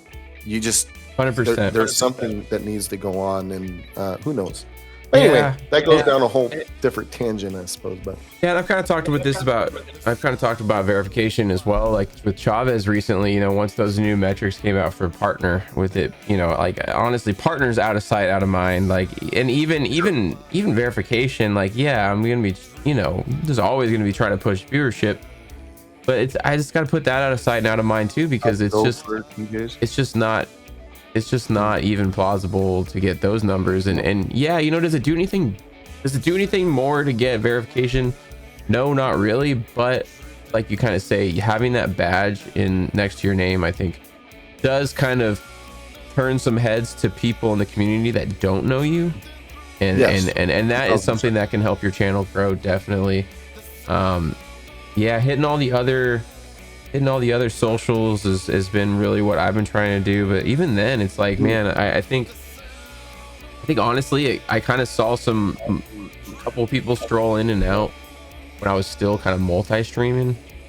But then, even then, like, I really don't see a lot of people come over to Kick from even putting out daily content on other platforms now. Maybe my content's just not that interesting, or whatever. But, I don't think it's that. But I do. Across all platforms, music being live streamed as a niche to begin with. Yes. Across them all. YouTube that's got the highest live viewership of any of the platforms, period. You know, it's still brand new. There's not much. So you can go over there and stream on YouTube live music, you know what I mean? And you're barely going to pull anybody in, because it's just a seed. Yeah, because YouTube's going to fucking shut you down before you even... Dude, I know I had to stop multicasting on YouTube because they started sending me emails saying that they flagged my videos for copyright. It's bad. Music is bad over there if you're not doing original music. If you're doing any type of covers, they're like super tight on it, which sucks. I almost actually thought about trying to figure out So I'm recording all this. I'm gonna upload all this up to YouTube if that's cool with you. This episode, and I was almost thinking, I was like, dude, I should learn set up the multi-streaming for YouTube and just only stream these podcasts over there. Like I think that'd be kind of cool, but as long as you're not playing any music in the background. Yeah. Like I'm not sure if I'm sure your stuff's probably not DCM made since it's up on Spotify. I know I'd be trying to get every penny I can get. I know how that is. So like I think our stuff isn't Silvercore stuff's not DCM made. Like it can get flagged, but I just don't see the chances of it happening to a streamer that plays our stuff. But no, yeah, it's a fine line. It's a fine line with all that stuff, and there's no right or wrong. I don't think when people's approach of doing it, just as we have to grow and adapt, and a new creator will be born out of all of this stuff.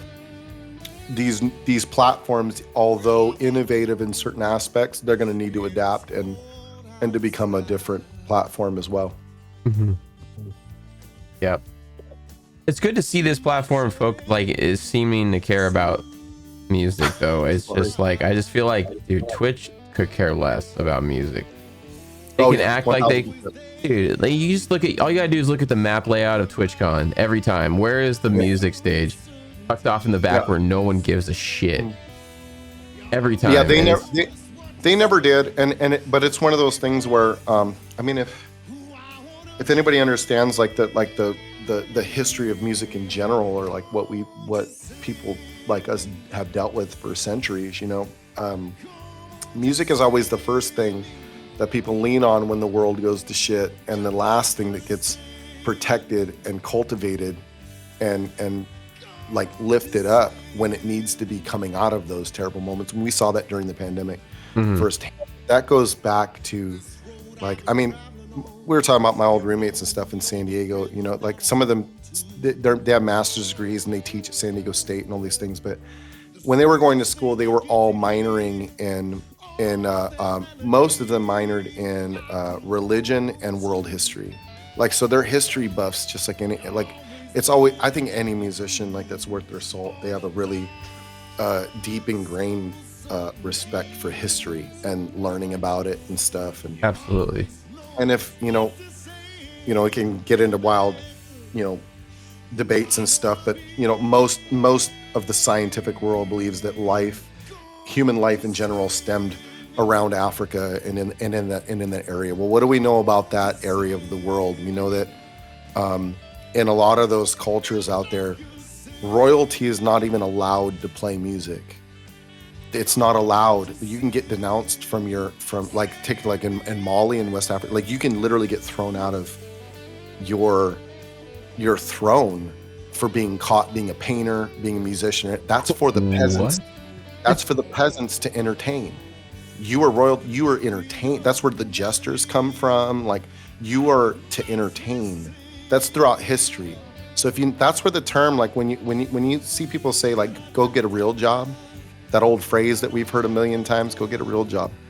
That's where it stems from. It's like you're a peasant entertaining royalty. Like, so when you think of these pandemics and all this stuff, they don't give two shits about music or any of that stuff. Like we saw it, like people would tune into our Facebook live streams and they would tip and they would do all the things that you were supposed to do originally. They would share your music, they would buy your merch. They're like, these people are hurting. We should be propping this up. I use their music every day. Like I should at least be sharing that with my friends. They were doing all the things. And 3 months into it, everyone stopped and reverted back to not tipping musicians. And me, someone who was in the forefront of like doing it every week at my restaurant gigs, at my bar gigs and all those things. It was bad before the pandemic started, like tips and those things.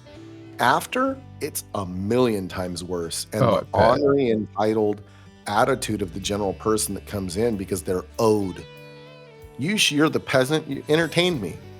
Like, you know what I mean? Like, I'm here eating, I'm paying, dance monkey, play my song. Like, getting a request and have no one tip for it. That's the usual. Like, all these things come in hand, like they're hand in hand to me. And Amazon was no different. They used us during the pandemic on Twitch, and they bolstered us up and put us on the front pages so that they could show the world they were something and they were getting a name for themselves. in a bigger light than they already had. And then when they didn't need us anymore and they pissed off all the other categories by throwing us on the front page, like gaming and just chatting, that were pissed off. And I heard this from little employees and stuff. So it's not just me talking out of my ass. Like these folks used us and then discarded us when they didn't need us anymore. And that's where it sits on Twitch right now. It's why you see so many musicians leaving and like it fading away over there. Slowly but surely. Yeah, it doesn't help that they literally eliminated the entire music staff section, and then they had even further layoffs. Where they just recently lay off 30% of their staff, which I mean, and then it goes into all these people that are trying to get jobs over on Kick, and it's like, yep. I have mixed feelings with that too. This is turning into a Chavez stream for sure. I was like, this is gonna go down the rabbit hole of discussions with Chavez, a podcast. Well, this is I don't hold my tongue. Like you know me well enough at this point, and which is fine. Like for those that don't know, like Destro and I started off on Twitch, and we met via Twitch years ago. Both lived in California, and we're trying to link up and like collab and all this stuff for years. Never got together when we were living literally like fucking 6 hours from each other. Not even. Couldn't do it. And then fast forward 3 years later, we lived 3 hours from each other and across the whole entire side of the country, and finally hung out. Like going on a road trip. Fuck yeah. Going on a road trip. Like it's just, but these. I don't even know why I went into that tangent, but it's just a reminder of like why we've probably all stuck with this as long as we have as musicians, is probably these friendships and stuff, like people that we've met and gone. We all have a bond in a way. Those people that went through the pandemic together on Twitch in the musician category, I mean, like or love each other or whatever it may be, we all have a bond that's very different, I think, than a lot of the bonds that are getting made right now. 100%. It's just, we went through something that was. And I kind of feel like even when I hear like some of these stories from some of the streamers, and now they may not be music streamers, but even stories I hear from Mixer, it's like I couldn't. It sounds like the shit that the Mixer streamers went through was bullshit too. And when Desiree was telling us her stories, I was just like, oh god. Oh dude, like, I can't even imagine. She's been through all of it, like with all the platforms, and it just. It's kind of wild, But then we sit here and we're doing this, and it's just so funny how it works out, right? Yeah. But again, like the whether it be Twitch or Kick or any of this, I just cut and dry, like Kick is making efforts to help the music community, which is what brought me here in the first place. Like, what kept me here is when I sent an email and I had a problem. I got a response within 5 minutes, and that is unheard of for any platform. Crazy. Every time. I appreciate that aspect of it. I've messaged support 3 times, replies back within 10 minutes every time. Yep. I had that major issue the other night, and Twitch could give 2 fucks. I had that major issue, and I contacted Kick support, later on that night, and someone answered me within 3 minutes, on the live chat. And that's unheard of. Yeah. In real time, just and it was an emergency, and I needed it, and thankfully someone responded. I get it. The platform's smaller, so like if there was as many viewers and streamers as there were on Twitch, I get that would be harder to maintain. But I feel like Kick would be, if they were in that spot, viewer and streamer wise, they'd have a bigger staff to accommodate that. Yeah, I don't feel like there's something about Twitch that just I don't know whether it's politics on their side or it's just they don't give a fuck, or it's just a mixture of both, which it probably is. I just know that, dude, the nail in the coffin. Well, Twitch is like, I don't know. Twitch is like, they're like the high end, Buffalo Wild Wings. And like Kick is like badass Waffle House at 3 a.m. when you really need it, Like that's kind of I thought, I mean, I like that comparison too. I thought you were just gonna go with like, you know, Kick being like the hole in the wall wings place that's better no matter what. Because like honestly, like let's be real, like Buffalo Wild Wings is not even that great. Like there's so many. My better parents wing are from. places. They're both from Buffalo. Like, fuck that, you know. But yeah, Waffle House all day. You know what I'm saying? Like everything's smothered. Let's go. Right. You know. That's an easier way to put it. Yeah. Yeah, dude, the nail in the coffin for me with Twitch was like, dude, I remember being a part of we were doing a raid relay for charity, and I think we were doing either like diabetes or muscular dystrophy, and there was like 3 or 4 of us that were supposed to be front page. And the day of the charity event, which was like, you know what? We may or may not be putting you guys on front page. Basically, we're not going to be putting you on the front page. You might get it, maybe. No one was put on front. And they didn't replace it with any other charity that was worth anything. There was just putting dumb gamers. It was just so crazy that dumb gamers, quote unquote. I'm putting that dumb gamers. I'm gonna put that as a quote when I'm running a charity, when I'm a part of a charity that's changing lives and isn't just benefiting my own fucking pocket, and you want to put gamers doing nothing but complaining that they got killed by some fucking 14-year-old kid in the bushes, they got shot, they don't know how to play a game. Yeah, I'm gonna call you a dumb gamer. Sorry. Outside that moment, no, you're probably a good gamer. That's cool. But yeah, inside that moment, fuck off.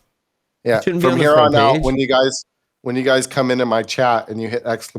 dumb, it's gonna pop up with dumb gamers. Dumb gamers. Fucking dumb. What are you doing, you dumb gamers? You dumb idiot gamers. That's been me the last week because I've had this cold. I haven't been able to sing at all, which also I want to get into Power World. I played a little bit of it the other day. It was pretty fun. So Power World's fun. I'll just say it is fun. I will say that the reason why I've been playing it as the game that I chose to play on stream more is it's like the perfect game for a streamer. It's like you can turn away and there's not many consequences, you know. You can address your chat, like you don't have to have your eyes on the game the entire time. And like, but it has been frustrating for me to have to game for the last week because I know I'm not a gamer, you know, as far as like stream goes. Yeah, me neither. I'm not as good at it or whatever. And I do think that there is like a learned kind of talent to being an entertaining person who 100%. Plays games. Because in that sentence, the way that I said is important for those out there aspiring. Like, it's there's a way for you to be an entertaining person while gaming. The game or even is doing stuff that's outside of our element as musicians. Like I find myself like with the forefront, you know, like as a streamer, like when you're doing that, there's the people that are doing well at it. They are entertaining and they happen to be playing a game, and it's hard for me to do.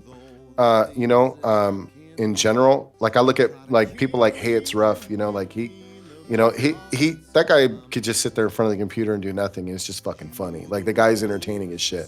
And so like when he's playing the game, it's like, you know, it's him. It's not the game. But for me, when I don't sing songs, my channel doesn't produce monetary gain.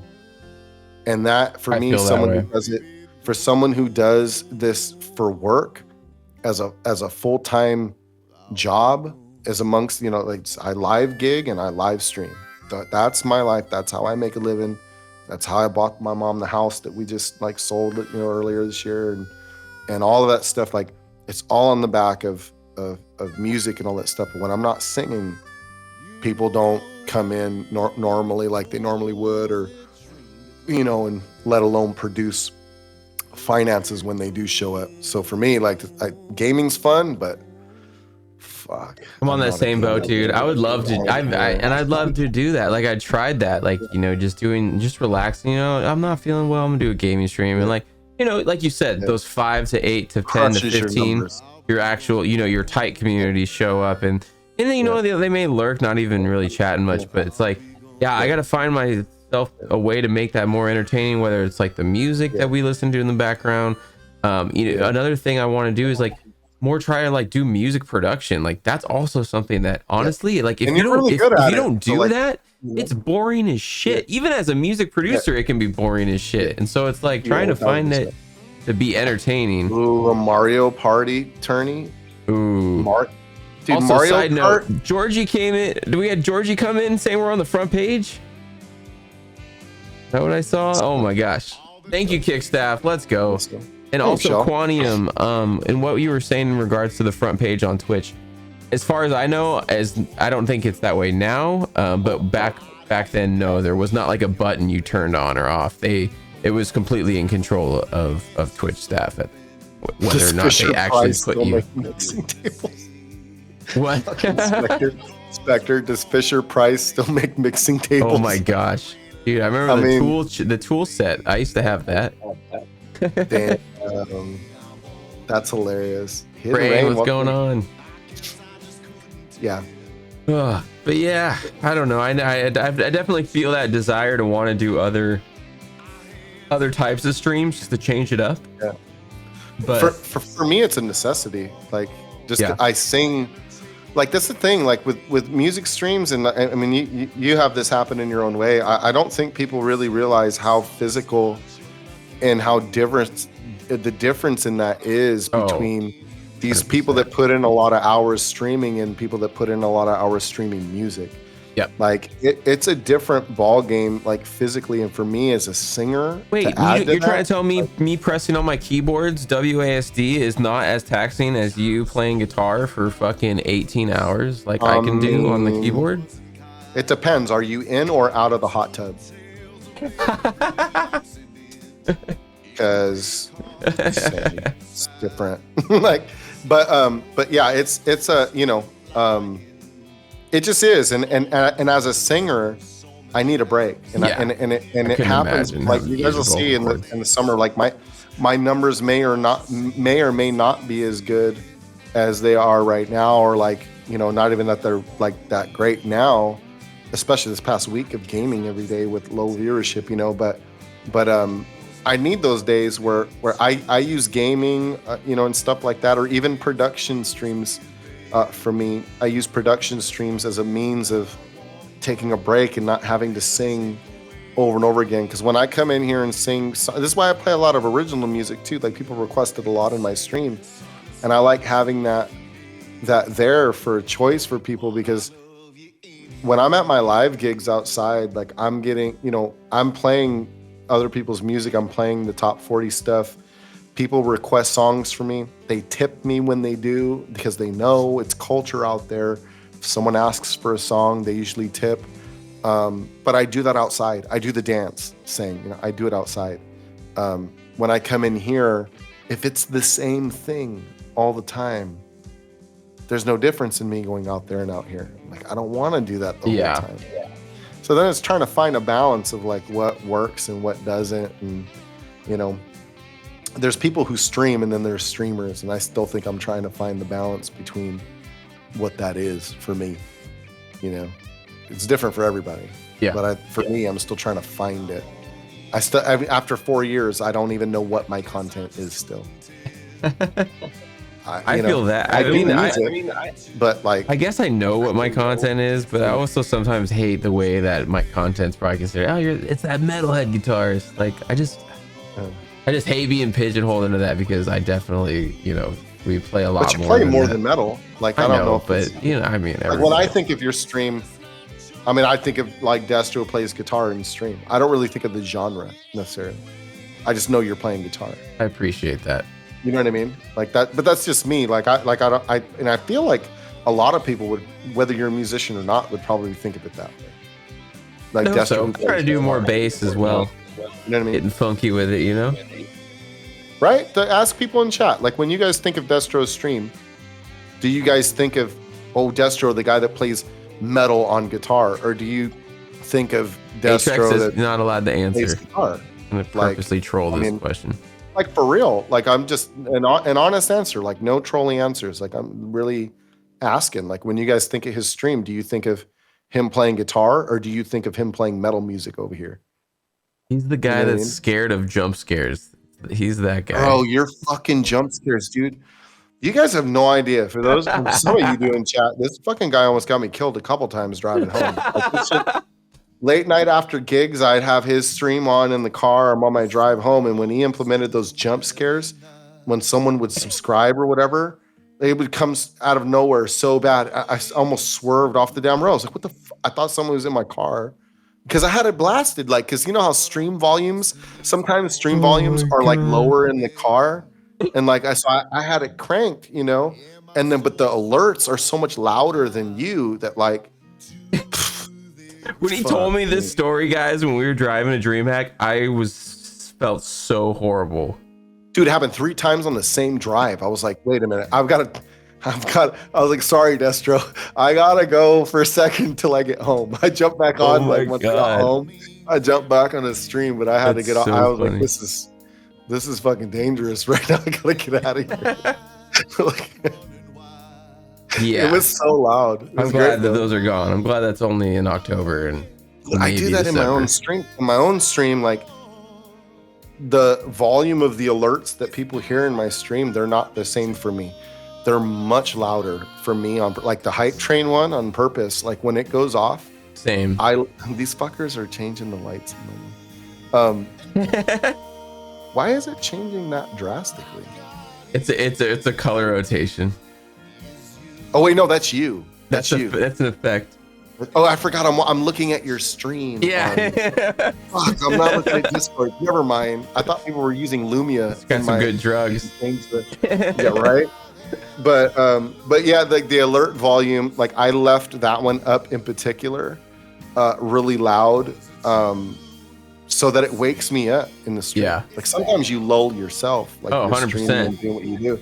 And I don't think people realize how much I burp in my streams, dude. Like in mid song while I'm singing, I have like cornered the market on how to hide burping while singing songs. For real. Like I sneak them in. I burp dozens of times during the stream. It's wild. I don't really usually have that. I hiccup. I have a hiccup issue sometimes, but I've been drinking too much. Right. Guys, tripping. I totally forgot I was looking at your stream, so they keep only doing this one though. There's other ones to be doing. I don't know what. They just only want to do the tripping. I didn't even realize right now. And then here we are. Like I'm tripping balls over here right now. Oh man. So back to some of the questions. I'm not even close to. There's so many questions to go. Jump around. I know. I've noticed that too. We might as well just jump around. So I mean, as far as like concerts that you've been to, did you have your first concert that you've ever been to before you picked up guitar, or did you go to your first concert after? What was your first concert? Weirdly enough, so I lived in a little 7th Street town on the edge of the Salton Sea growing up, and so this is very tip of Southern California on the border of Yuma, Arizona, and Mexicali, Mexico. These fuckers it's so funny. I'm looking now. I can't help but look at your stream. But anyway, the nearest so we would have what we called a midwinter fair every year, and they would always bring like an iconic band.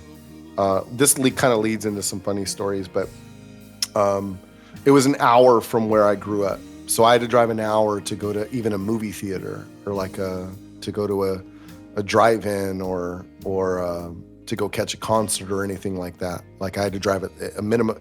The college was in that same town, so like I had to drive an hour to go to college every day. From the town. Yeah, and so as a basketball player, when you have basketball practice at 5:30 a.m., I have to leave my house at 3:30, in the morning to like get down there and then get into gear and warm up. I'm good. Yeah, and so at any rate, so the first concert I ever went to, we had they always have an iconic band. So my first concert was Grand Funk Railroad there, and that was far before I ever picked up an instrument. And then my second one ever was the very first show that Creedence Clearwater did with the new singer when they did Creedence Clearwater Revisited.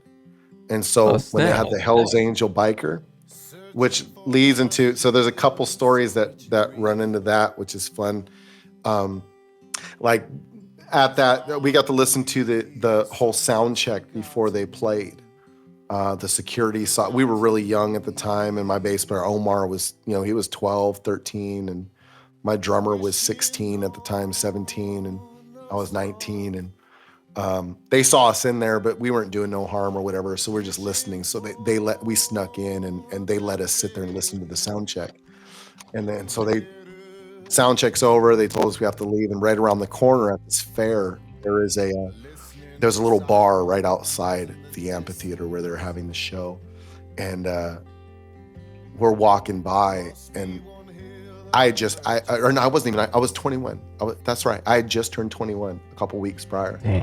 And we were walking by, and we saw Cosmo, the original drummer for CCR, at that bar standing there. No one around him knew who he was. No one recognized him. and we were like, Cosmo, and he turned around happy as shit because someone actually recognized him, because he's just old guy, in there. And that's the very first legal beer that I ever bought for somebody, was for Cosmo. I bought him a Bud Light. That's awesome. Cosmo. That's the first beer I ever bought legally for somebody. That's so cool. But coolest thing was, so the show starts. We go in and we sit down, and they're vamping on this song for like 20 minutes and no singer. And we're like, what the fuck, dude? And mind you, this is all agriculture, right? Second biggest agriculture, capital of the country. So there's fields everywhere. So behind the stage is fields, but you see this light, like a truck or something way off in the distance, this light. And they're vamping and taking forever and forever and forever. And this light is getting closer. It's getting bigger, and you can see someone's driving, along these fields. And next thing you know, it gets close, and it wasn't one light. It was 200 Hell's Angels that drove in from Vegas, and it was the singer. And they drove right behind the stage, pulled up, and he got off that bike and fucking just started nailing fucking Traveling Band. They were vamping on these songs, and that was the coolest intro I've ever seen to a concert. That's so cool. My life. Like he timed it. They were late, obviously, so they had to vamp for like 20 minutes, 25 minutes, and then they vamped until. Bam, that 200 of them behind the stage pulled up and parked. Oh, shit. He got off that bike and just grabbed the mic. It was so cool. Coolest thing I ever seen, dude. And he crushed it too. Yeah. That was the first and second concert that I ever been to. That's sick. It was so fun. When was your first gig that you ever did? My first gig was a backyard party. For a girl I ended up dating after that. But it was, I was in college. I was 19, and she hired us on her mom's like ranch property to play her birthday party. It was her 19th birthday party. Nice. And so we threw this big old party at her house, and it was my original band. So we play at the time. To give you perspective, we were covering shit like Sepultura, and we were covering like Deftones and old Metallica tunes and Pantera and shit. But we played mostly original stuff, so she liked our original songs. So she had us, which were kind of in that vein too. It was a hard rock band for sure. That's awesome. So that was my first. Do you have recordings of any of that stuff? Of that band, no. I'm sure somewhere along the lines, like there are some recordings of my other band I had after that, because the other original band I had after that, it's called 440, like the standard like tuning like pitch, 440. And we that band was a mixture of like hard. We played anything from hard rock to coffee house, whatever. Basically, like. Our covers would go, when we played our bar gigs, our covers would go from like Slayer to Sinatra, like one of the, everything in between. And so we never, our goal of our band was, we never wanted to have a genre, because we always thought of music as a language. So like the more people that you could talk to, the more styles you can play, the more people you could talk to. So it came out in our writing too. So our writing was that we'd have a hard song, we'd have a groovy song, or like a blues song, or a singer-songwriter style song. It was everything in between. That's cool. Yeah, I had that band for 5.5 years. That's the one where Omar played bass and saxophone and all that. How many members? When we first started, There was just 4 of us, and then it grew to, at one point we had 6 members, because we had let me see, we had 2 guitars, we had drums and bass, obviously I sang, then we had keyboard and we had saxophone at one time, so we had 6. A 6 saxophone piece. is such a flavor to add to something too. Oh my god! So what did your saxophone player do during like Slayer then? He just fucking melodize the Rain and Blood. No, he would just take a back seat and stuff. You know okay. What I mean? He'd just step back. Yeah. Cool. Yeah, and the keyboard player and stuff. We'd find some way. Like there's synths and things you can do, and just, I mean, you could do droning notes. You know what I mean? It's not like you have to play. You know, during those songs. Go pee, dude. You're like, oh, you read it? Yeah, I'm always reading. I'm sitting down. I'm an old man, bro. Anytime I'm standing, I can deal with it. But I tell stories, and I'll take some questions from the chat, dude. Go. All right. I'm gonna disappear, y'all. I'll disappear. Yeah, go pee. Ask questions. Yeah. You guys ask Matt what you guys want to ask. Don't ask any questions that I have on my paper here, though. Yeah. Don't cheat. Don't cheat. Go pee. This dude's teeth are floating. We're over here just hanging out.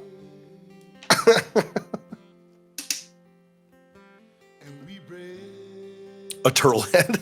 Right, BRM. Questions are open. Fire away. What do we got? Grab a beer in a bowl. I wish my throat wasn't so messed up. I would certainly. So if a DJ, so if I DJ and play Fortnite same time, which category should I use? Yeah, see, that's a tough one when you get switched out of your category. Like if you're gaming and you're doing something with music, you'll get switched over into the music category, you know, or like, it's kind of interesting. What is the most interesting guitar you've ever gotten to play? The most interesting guitar that I've ever gotten to play was I got to touch and play a 19, I want to say it was a 1970 something, I can't remember, I think it was 72 or 73 Stratocaster that my buddy collected. He's a guitar collector and sold them, refurbished them and stuff like that, and it was a beautiful guitar, electric guitar. Look at this. We got puppies and we got puppies and pals. It's like Pal World, but like different. This is Destro's Pal World. Oh, it's muted. He's got the muted. Dude, Destro's camera is really good. You guys ever notice that? What's the hardest thing you've ever written? I mean, in the context, like you mean like technically or emotionally? Because those are 2 different things. Probably anything about my dad or my mom was probably the hardest thing to write emotionally. But on a technical sense, I have a couple like instrumental pieces that are a little tough to play. What do you use for inspiration when songwriting? Matt, I think a good answer to that is I'll quote Jackson Browne. I was just talking about this in my stream the other night. He told Don Henley and Glenn Frey when they lived below him in Los Angeles when they were first starting out. Those 2 guys from the Eagles were astounded by how many songs Jackson Browne was writing all the time, and he seemed to never sleep. He was always on the piano playing, and he told them that if you're waiting for inspiration, you're too late. Good writers go to work. So I don't necessarily believe in just like having something that is the writing on the back of inspiration. I think good writers learn how to write, and they do it every day. And that's something that a lot of people don't do. Like your creative side of your brain is a muscle, the same as you were going to the gym or anything like that. So if you work that muscle out, it will get into shape and you'll be creative more often because you're putting yourself in a state of creativity often. So that would be my answer, I suppose, to that. Is this the fouls question? Yeah. Okay, cool. Nice. Yeah, that's actually I think that was one of the questions I had down here. Like, yeah, so you're just going through like describing, how would you describe your writing process? Yeah, and I think that's, well, I mean, there's many processes to it. Like, I don't really confine myself to one. Sometimes people find a writing process and they stick to that one, which if it's if it's not broke, don't fix it kind of thing. Yeah. If you're pumping out songs and you feel good about them, and you have a process down that allows you to do that more often than not, then keep doing that. But for me, like, some people ask, like, do you write the music first or do you write the lyrics first, or those kind of questions? And it's all of the above. Like, it could be anything. Like, I wrote like 100%. my song Questions that people like in my stream. I wrote that while I was hiking in Central California. I wrote it going on an angry hike to blow off some steam, from playing my regular gigs and being pissed off at customers that fucking think they know it all during the pandemic and hearing all their bullshit. And I was hiking up and I wrote the lyrics to that song and the melody and recorded it on a voice memo. And when I got back to the studio that night, I found the chords to it in the studio and recorded it, a demo of it. I played it on stream that night, actually. That's awesome. There's a bot of that somewhere. Yeah, dude, I can't even count the amount of times that I've used my phone as a handy tool to just record a quick melody of something. Yeah, recording melodies. It's so much easier nowadays because we have these tools. But I will say that, like, so for years and years, and still now sometimes, like friends are astounded when I'm at my live gigs on how many lyrics I remember. Like, I don't, like, streaming has actually made me more soft in that category of, like, I'm not as good as I used to be with remembering lyrics, because now you can pull up a chord chart and pull up lyrics to anything, and we have time to sit, pay attention, and do it. When you're at a live gig, there's no time. There's like, I mean, I grew up playing in some bars that are not as friendly, so there's not much money in those places. And so when people go out to have a drink, they want to hear something they like and they want it to sound good, and they don't want their money to be wasted. So if you sound like shit or you're not playing what they like, you'll get a bottle thrown at you, like, for sure, like, get the fuck out of here. You know what I mean? Like, and rightfully so. Those people work so hard to, like, have that moment. And if you got a shitty band up there ruining it because they think they're somebody or have an ego, then, you know what I mean? You know your place in those moments. But yeah, it's I forgot what the original question was, where I was going with that, but it's just the songwriting process.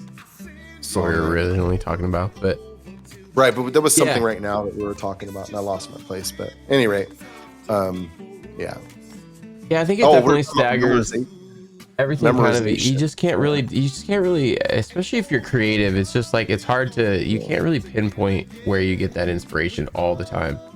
Like, it just, sometimes something just sparks out of nowhere, and especially I think musicians and probably artists probably get this the most.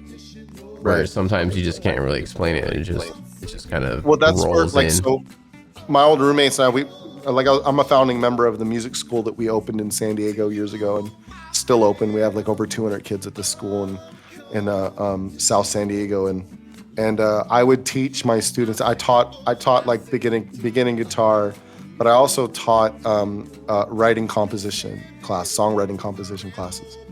And one of the things that I would have, like, the students do, and this would be like, I taught voice lessons there too, and but I would teach these people, like, for at least 10 minutes, 10 minutes a day, like, this just for writing, 15 minutes if you have it to spare. Which, again, if you don't have 15 minutes free every day at some point to sit down and do something like this, and like, no offense, but if offense taken, they're probably doing it wrong. But I just think you're living wrong if you don't have 15 minutes to spare to put into learning something, whatever your craft may be, that you want to get better at. You're living wrong, because it's just 15 minutes. Everybody, we piss away minutes on our phone every day. You know how much I wish my bandmates were in here right now? Right. Well, so learning social media posts so that Silverchord's page isn't a second Destro page. Well, the part of the lesson I would give them is like, because again, I do believe that being a good writer is a creative process. It's a learned thing. It's not just some do things a little better than others maybe, or that's subjective to like who likes what. But when you train your brain to be creative, you will. And one of the ways to do that is when you give yourself 10 to 15 minutes a day, you sit down with a notepad. And I'm a fan of writing with a pen, especially for this lesson. For the first 10 minutes, don't think, just sit and write, babble, spew it on the page, whatever, even if it doesn't make sense. Don't try to make sense, just write. Do your focus should be, while you're writing, try not to think of anything. Blank slate, like if you're meditating, just nothing, and just write. And then for the last 5 minutes of that 15 minutes, go back and read what you wrote and try to make sense out of some of it. Because the shit that's sitting in the back of your mind, if you're looking for like inspiration, you're probably full of it. Like we take in more information in a minute than centuries of people took in back in the day. That's a lot. The brain is evolving and changing and adapting. And some scientists believe that we're in a state of evolution right now. That's where you get things like autism that we can't explain and all these things. That we're literally in evolution right now, which is why some scientists think that like we're having different humans, going forward than we had prior. But anyway, that's a different conversation. But there's a lot back there that you don't pay attention to. So if you sit there 5-10 minutes and just write, don't think, and then you'd be surprised what comes out of you if you just sit and like go back and read what you wrote.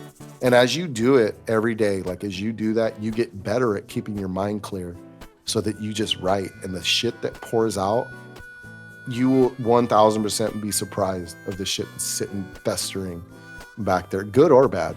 Like 100%. It will come out on those pages. Now, that's a great writing tool. Like if anybody's like trying to get started and find something easy to get started writing, that right there is, man, that's perfect. Leaps and bounds.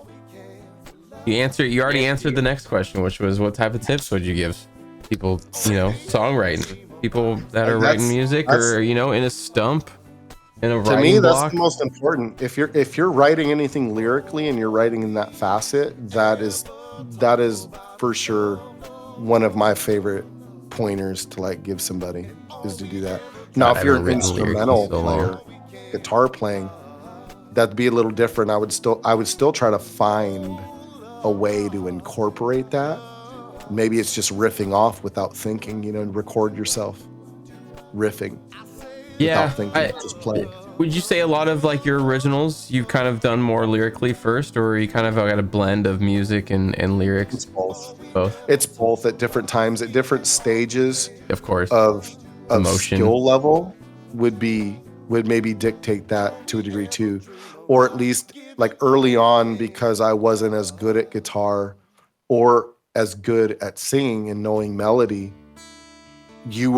Typically the music came first early on, because I would have to play it and then sing over it. Mm-hmm. Because my talent level, or like my skill level of being able to picture that fretboard in my mind and all of those kind of things, it wasn't as good as it is now. So now, like when I write, I don't have to be even holding a guitar. I could be driving to the post office and have a thought, and I can write it down in my phone or sing it in a voice memo and then go find it later, like on guitar or what have you, or piano. But early on, I'd had to play that stuff a lot, music first, a lot early on. But it's both. It's definitely both. I haven't done lyrics in a long time. I know when I was like younger and in middle school, kind of did like pretty much both. Would write like metal songs and then kind of write lyrics to those. I used to do so much lyric writing, like in poetry, back in like middle school and high school. Mm-hmm. And I think that was probably a good outlet too. I kind of wish I still did, because I'm still like, I know I can. I just haven't done it. I haven't really found a purpose for it. Like, so I'm not trying to throw Cameron under the bus or anything, but he's got a weird like he's got a weird niche, and maybe how some singers can be, but he just he has this thing about, he writes all the lyrics that he sings because he just doesn't feel as authentic if it's not his words kind of thing. And I get it. So I can see it. I can see that sense a little bit. I mean, well, it's a fine line in that too, because it goes like when I was I'll tell you a story about my dad. So like when I did my first ever recording with the band, we recorded one single, which was like, it was a bluesy-ish rock song, but we didn't know what the fuck we were doing. We sounded like shit. It was early on in our playing, and we recorded it with some broken ass microphones and a Tascam 4-track recorder in a machine shop, you know what I mean? Full of fucking noise and aluminum and all kinds of stuff. So it didn't sound very good, but I was so proud, and I brought it to my dad. My dad and I are sitting there and we're listening to it. And about 40 seconds in, my dad was like, I want to tell you something. Can you, or I want to ask you something. Can you turn that off? And I was like, it's only a 3-minute song or something. I was like, Pop, it's not over yet. Can we listen to it? I was so proud, and he's like, just turn that thing off for a minute. And he's like, is that you singing? And I was like, yeah. And he's like, is that you playing guitar? And I was like, yeah. And he's like, well, let me tell you something. He's like, your guitar playing is coming along fine. It needs a little work, but it's coming along fine. But he's like, you like the blues? And I was like, of course. Kind of dumbass question. Of course I like blues pop, And he's like, well, let me tell you something. He's like, don't sing it until you lived it, because I don't fucking believe you. And I was 19, dude, and I was like, oof, what I mean? Like gut punch, And then 5 years later, I had I had already like moved away from home. I had gone through a bad breakup, like all kinds of other shit. Like we had a rough childhood, you know what I mean? But like we had a good childhood too. But we it was a lot of things I went through. And I was sitting in this club in Oakland. I was roading for a buddy's band and halfway sitting in with them. But we're in this underground club in Oakland that actually was the club that, remember years ago, that club that burned down and the 24 people got killed in that club? Where that was it was in California? It was in Oakland. Yeah. It was a pirate punks place. It was an old office building that had 24 rooms, and these people leased. Is that the Great White Show, or is that a different one? No, it's not a Great White Show. This is an underground club. No big bands like that played here at this place. You remember that one too, though, right? Yeah. One of the members even got caught in that.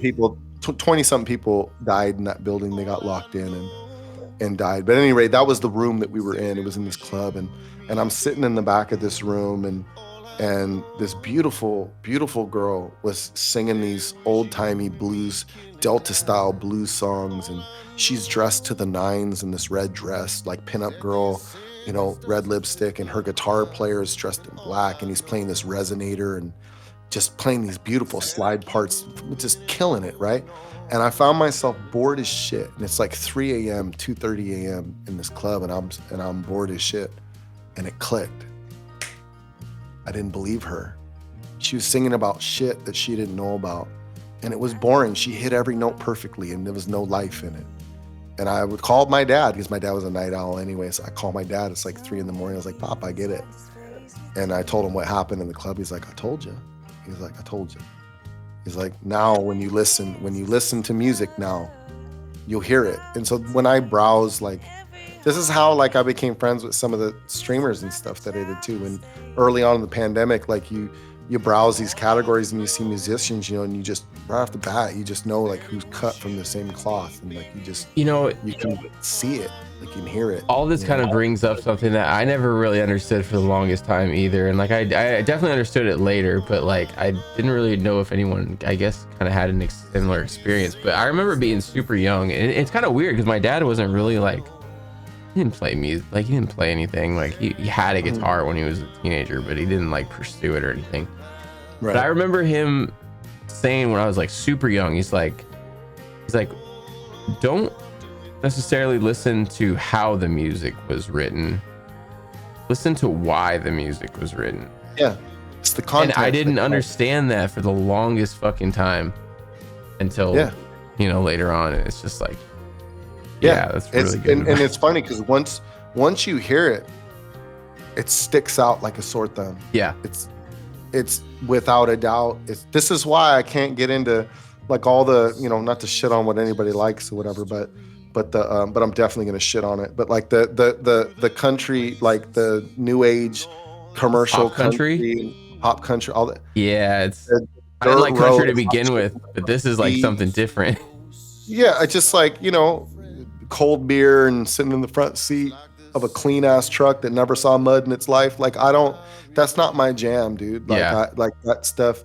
This is, if John Prine came out right now in this day and age right now, or Bob Dylan or any of these guys that we hold as legends, they'd get swept under the rug. Yeah. Like, you know what I mean? The general public, their attention spans are so short. They can't like sit there and listen to the context and the grit that these men went through to write those songs. They didn't write it because it was a business. They wrote it because it was what they had to do. Yeah. And it became their business. Like that's a difference in all of this. Taylor, fuck this. Fuck Taylor Swift. Come on. Fuck, and all her ghostwriters too. Like people, she writes her own stuff. Get at it. No, she don't. Not anymore. Maybe her early stuff before she wrote a fucking couple early on. got paid for. She wrote a couple early on, but her management is what makes she has great management. You can't knock that. Nobody can knock that. Like her management team is second to none. Like this is why Ed Sheeran hit it big. His management that he fell into, brilliant, dude. Brilliant management. It's not necessarily them. Some of the stuff's cool. Like even her stuff. Like remember when like Ryan Adams came out with he covered a complete full Taylor Swift cover song album. Like, or he covered one of her albums completely.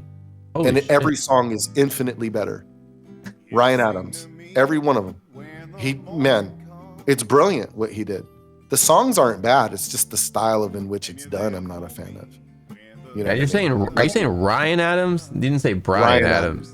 Not Brian. Okay. Ryan Adams. That's what I thought. Songwriter. The guy's he's a forefather of like the contemporary like songwriter style. Like he's one of the folks that like coined it. But this is the point. That guy has been through some gnarly shit. And you take someone, so this defeats Cam's point. You take a guy like that's been through some dark, terrible shit, and you give him lyrics and he can relate Taylor Swift wrote, he will sing them differently. Yeah. And he will sing them in a way that cuts deep. And he did it, man. And the songs aren't bad. It's just, yeah. I mean, it's not to say that somebody that was born in a cul-de-sac, fucking grown up neighborhood in the suburbs somewhere and never has, never been starving before. It doesn't mean that they can't produce some fun songs, but give me the person that's been through some shit every day of the 100%. Week. It's like, who said that saying? It's like music was so much better when the artists were ugly. Or on drugs. I forget who said it, but it's so true. It's so true. Yeah. We just lost half the Taylor Swift fans in your screens. Like, you are no longer on the front page. You're off the front page right now. Right now.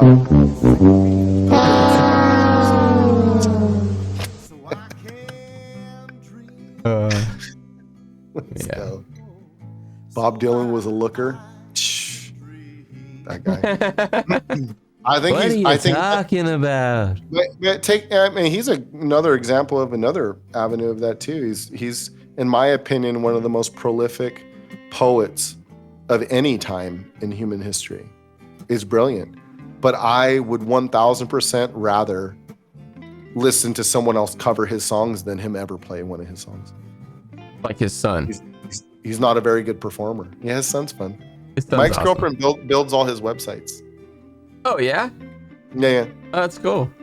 Yeah, it's pretty fun. He's apparently the nicest person. He does so much charity stuff and no one even knows about, apparently, like, because he doesn't want that kind of. Oh, that's awesome. The wallflowers are so good. Yeah, he leads a lot of fundraising and stuff behind the scenes and doesn't want any credit for it. He just does it. That's crazy. So, that's well, good. insider. She has to build a lot.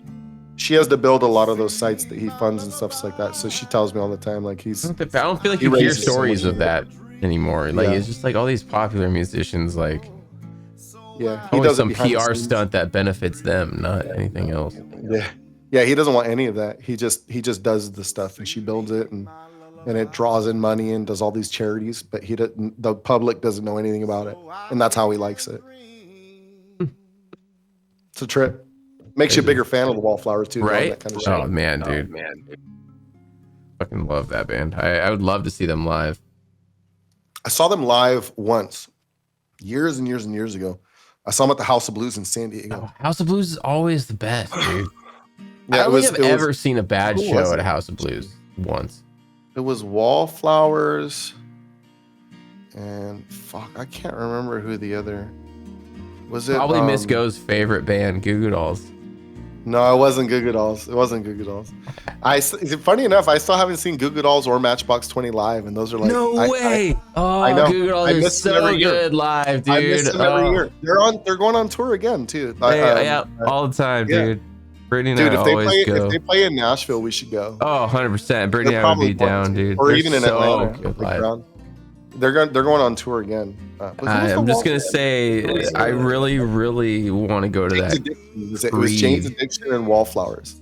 Oh, Jane's Addiction and Wallflowers. Yeah, this is years, a long time ago. Wow. Mm-hmm. What's the next question? Let's go. All right. Let's see. So we were talking about your when your first gig was, but what has been your favorite gig of all time, and does that line up with your favorite venue that you've played at? Hands down, last year playing with ZZ Top, hands down was my favorite. Was that before or after Dusty passed? And it was probably one of my favorite venues that I played to, Vina Robles Amphitheater in Paso Robles, California, Central California. Okay. And it's just like, it's an amphitheater, and so like my set was at sunset. It started when the sun was up and ended when it was down, like the sun. Oh, that's so cool. It was just yeah. So it was the perfect scene and all that, and that whole day was awesome. It just I had a lot of revelations that day. It's one of those moments where like you're I'm standing behind the stage, waiting for my call time, to get up there and do my thing. And I was just standing there, just looking at the crowd, sold out 5,000 plus, at this place. And I just had that moment of like, I wasn't nervous at all. I had the moment of like, I was exactly where I was supposed to be. Like I was doing what I was supposed to be doing, what I earned, like I had the right to be there. And it just, there's not many, I don't know how many people in life maybe have a moment like that where that you did everything that you did was supposed to be for where you stood right then, and it was fine, and everything was fine. It was good, It was great. It was. That's amazing to hear as a musician, because like it was wild. That's a moment I think a lot of musicians try to strive for. I definitely have not had that moment, man. That's crazy. So was that before Dusty had passed, or was that after? It's after. So right after. This is last year. And it was Memorial Day weekend, dude. Like I'm playing with ZZ Top on Memorial Day weekend, like America Day. You know what I mean? Like, so this is like you're playing for the band that represents rock and roll, or like American rock and roll. Like it's them, CCR, and like who the fuck else? George Thorogood maybe, but like, you know what I mean? ZZ Top is the king of the hill, and it like. They're still touring actually right now. I'm seeing Mrs. Bob say that I regret not seeing them. If you get a chance to go see, this is my advice to any ZZ Top fans. Oh, ZZ Top's amazing live. I learned, I've seen them a handful of times, prior to this. And when I got the call, like I had dinner with them before the show. Backstage, we had dinner that their cook, cook food, and my two buddies that did photography and ran my merch that day. We all sat down and had dinner with them before the show, but in that room when we're having dinner, no one was really saying anything. There was no conversations going on, not even amongst their own crew and them. It wasn't a sad, somber like kind of vibe, but it was like you could tell they were going through something, and I think they're mourning Dusty. I really do think 100%. Dusty knew he was dying, and they had conversations with him prior, and I think that they probably had a conversation that like he told them to tour that album. He's on that out. He recorded that album with them, the new album that they're touring right now. So like, I have no doubt that they had conversations with him saying, go tour that after I'm gone. Like go tour it. Don't stay at home. Don't quit, kind of thing. God, could you imagine getting that advice though from somebody you spent over 40 years? Bro, get this, dude. When they were playing their show, and I took a moment to like go up to my merch booth because it's amphitheater, right? So I had to climb up the hill and go to my merch booth, and I'm standing there just appreciating for a minute, and I'm watching from like the crowd, and Billy comes up to the mic and he's like, we've been coming performing in this county for 51 years. That was yesterday. That was last year. 51 years, dude. That's what crazy. The fuck is that like? It's hard enough to keep a band together for a week just to make a recording. You know what I mean? Like these dudes, I'm starting to call my band a project. It ain't even. Yeah, dude, 51 years. And so like, just when we were in the room, I feel like they're mourning in a certain way. So I do feel like 1000% that this is the last tour that you will see. It's gotta be, dude. Like, I just can't imagine Billy wanting to keep doing like. Well, you got to think it. Well, I think they're going to retire, but I wouldn't be surprised if they kept going for a little while, because you have to understand that it's a business, and so there are people that rely on them touring to pay their mortgages. So that's all taken into consideration. Like, their road crew is not that big. Probably the most impressive thing that I saw at the show was when they were done. Within 30 minutes, they were loading the last fucking piece of equipment in that truck, and they were ready to drive off, and the stage was clean. The crew for the venue didn't have to do a thing, and they only had 9 or 10 people on their whole crew.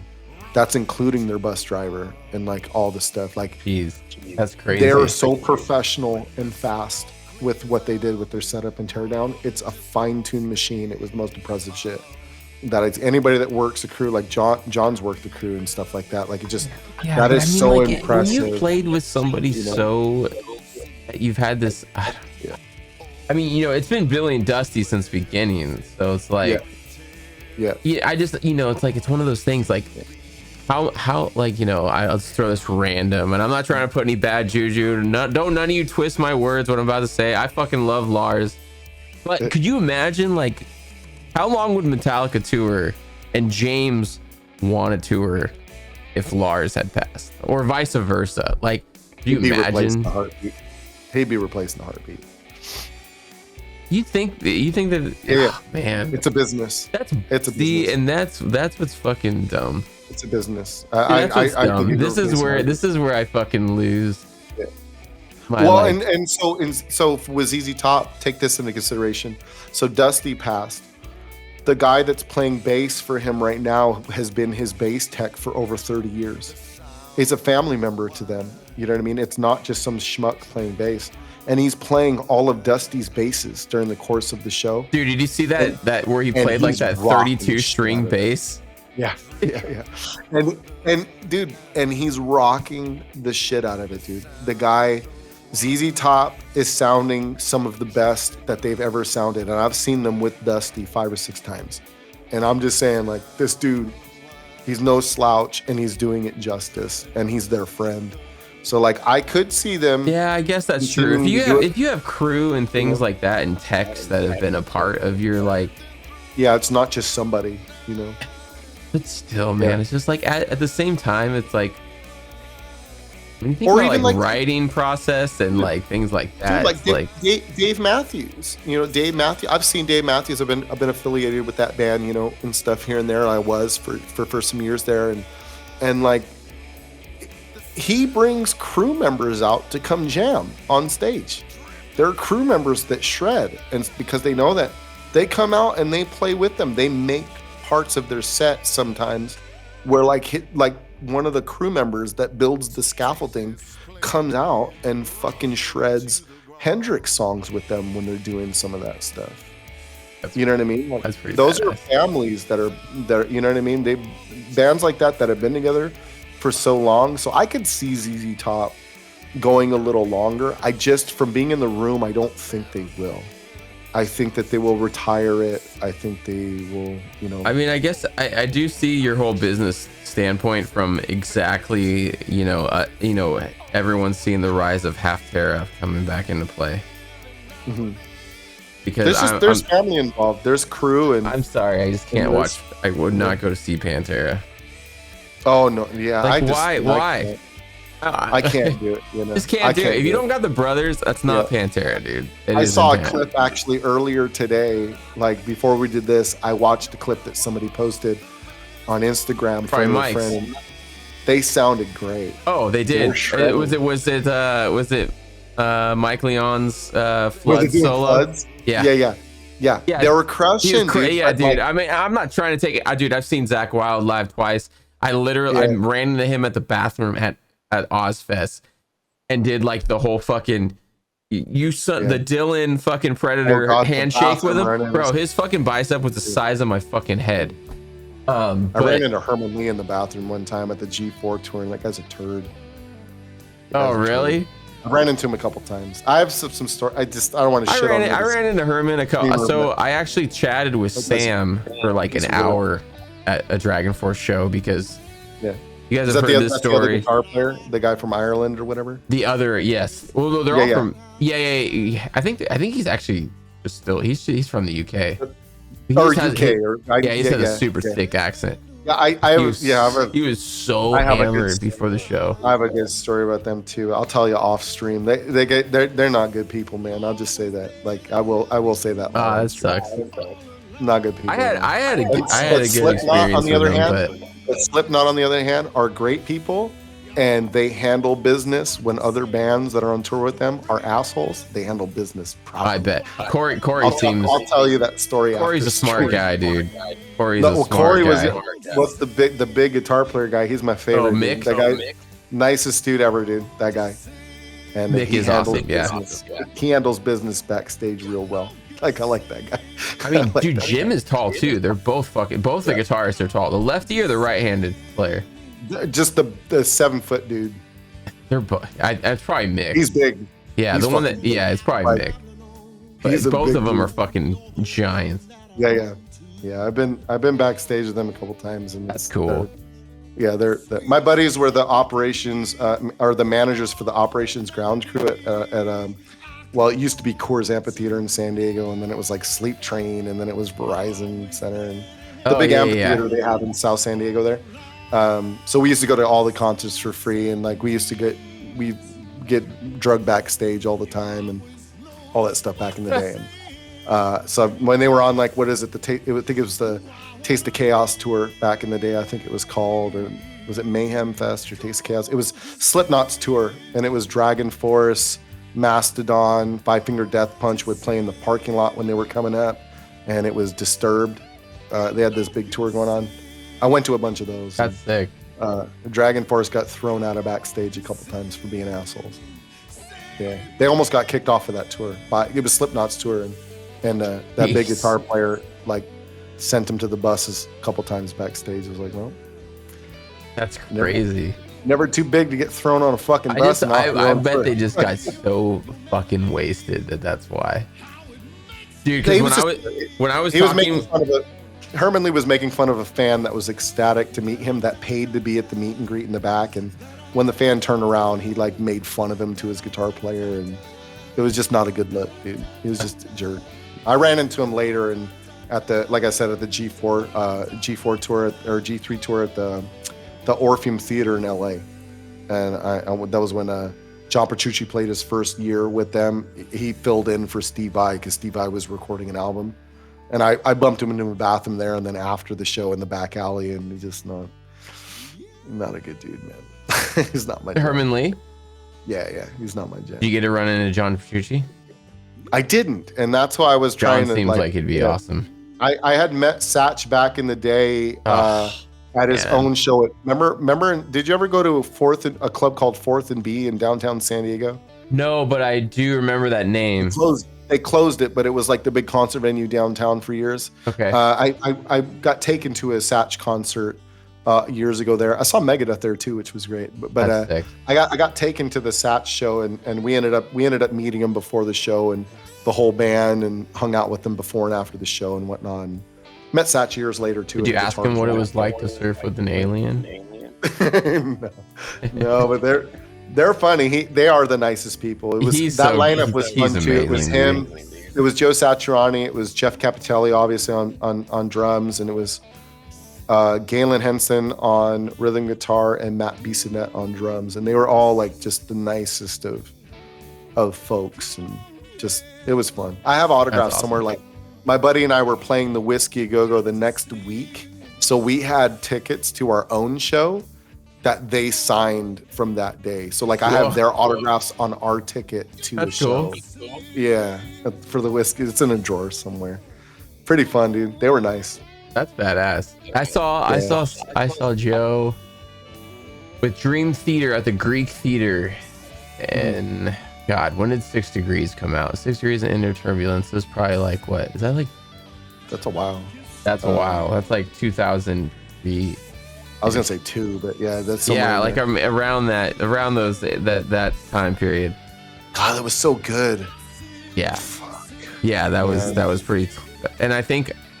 And then when I was 10, I saw ZZ Top. I saw ZZ Top and Leonard Skinner at the Anaheim Pond, which is now the Honda Center. But God, dude, that show was crazy. Skinner would have been. That would have been rad. So that was actually a show before I got my guitar. And that was actually the show that my dad realized he needed to buy me a left-handed guitar, because when Freebird was coming on, I stood on the chair and was air guitaring, and I was air guitaring left-handed, and he was like, "What the fuck?" He was like, "Okay, you gotta get this guy a left-handed guitar." That's funny, dude. Yeah, that's rad. There's so many good shows coming up. We need to start trying to plan to go to some shows. Why? So okay, what is with this week? Every tour announced this week, and all of them are going on sale Friday. Bro, I just had to pay for car repairs. I know. Yeah. I know. Not all of them are coming to Nashville, but I'm just like, yeah, he's lefty for sure. I'm righty, actually. Well, but I'm a right-handed player that plays left-handed. It's so stupid. Yeah. It makes no sense. I chose to not play all the cool models. Destro's blood. Freebird in Destro's blood. Yeah, I mean, it's gonna get added eventually. Is amazing. King Crimson. Oh, 93. Yeah. God, it's amazing. But yeah, there's so many concerts going on, man. We gotta, dude. That Creed and Three Doors Down one coming up. There's a lot of Friends bands coming through too. Soon. A lot of what? There's a bunch of like local. There's a bunch of my friends are coming through here. Oh, nice. Between Nashville and Atlanta for sure. We got to figure out some shows. Maybe I'll figure out what's going on and we can go to some shows. Have you listened to Colton Crawford's band? Dead South. Yeah. They're so good, dude. Yeah, it's so fun. I only found out about him like obviously because we all stream, and you know what I mean, from Twitch, and like, you know, Colton's been around for a minute, you know. Bouncing around with all the streaming stuff too. Yeah, you know. Yeah, dude, they're coming to Nashville. I think it's June or July. I think it's July. They're playing the Ryman. The Ryman's amazing. I saw amazing. Green Sky Bluegrass there some years ago. They're playing 2 nights. I don't think either one's sold out yet. Let's get tickets. We should. I need to. So I'm gonna see Colton this Saturday. They're playing the Opry. This Saturday. Yeah, but they're not doing a full show. It's more of like, so their album drops on Friday, and their tour starts like, I don't know, the Opry. I don't think it starts after the Opry.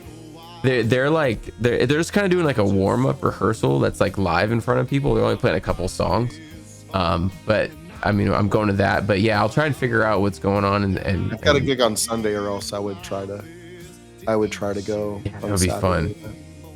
But it's not. Let them know, yeah, and then we'll grab tickets or something, and then try to figure. Yeah, the Ryman's awesome. We saw them at the Ryman last year, and that was awesome. It's a beautiful room. It's got terrible history, but it's a beautiful room. Oh, does it? Have you ever looked up all of the? Oh, dude, the Ryman. Yeah, that's the guy who built it and like all the story behind it. Go upstairs. It's like a museum upstairs, like all the I have been pictures on the upstairs, wall but and I didn't shit. see like any like Yeah, extra stuff. read the history of it. It's on the walls in there. It's like there's Okay. a lot of racist history and stuff. It's the South. You know what I mean? Yeah, There's a lot of things going on. Unfortunately. But the guy who built it was kind of wild. Like it was kind of wild. But it's all over the walls. You know what I mean? Like they definitely tell the story. That's crazy. Oh yeah. It's like a music. The Ryman's a music. For anybody who has never been to the Ryman Auditorium, it's like Mother Church. It's like it's a museum for sure. Like there's people playing on stage, but it's a beautiful building and it's a museum. It is a crazy building. Yeah.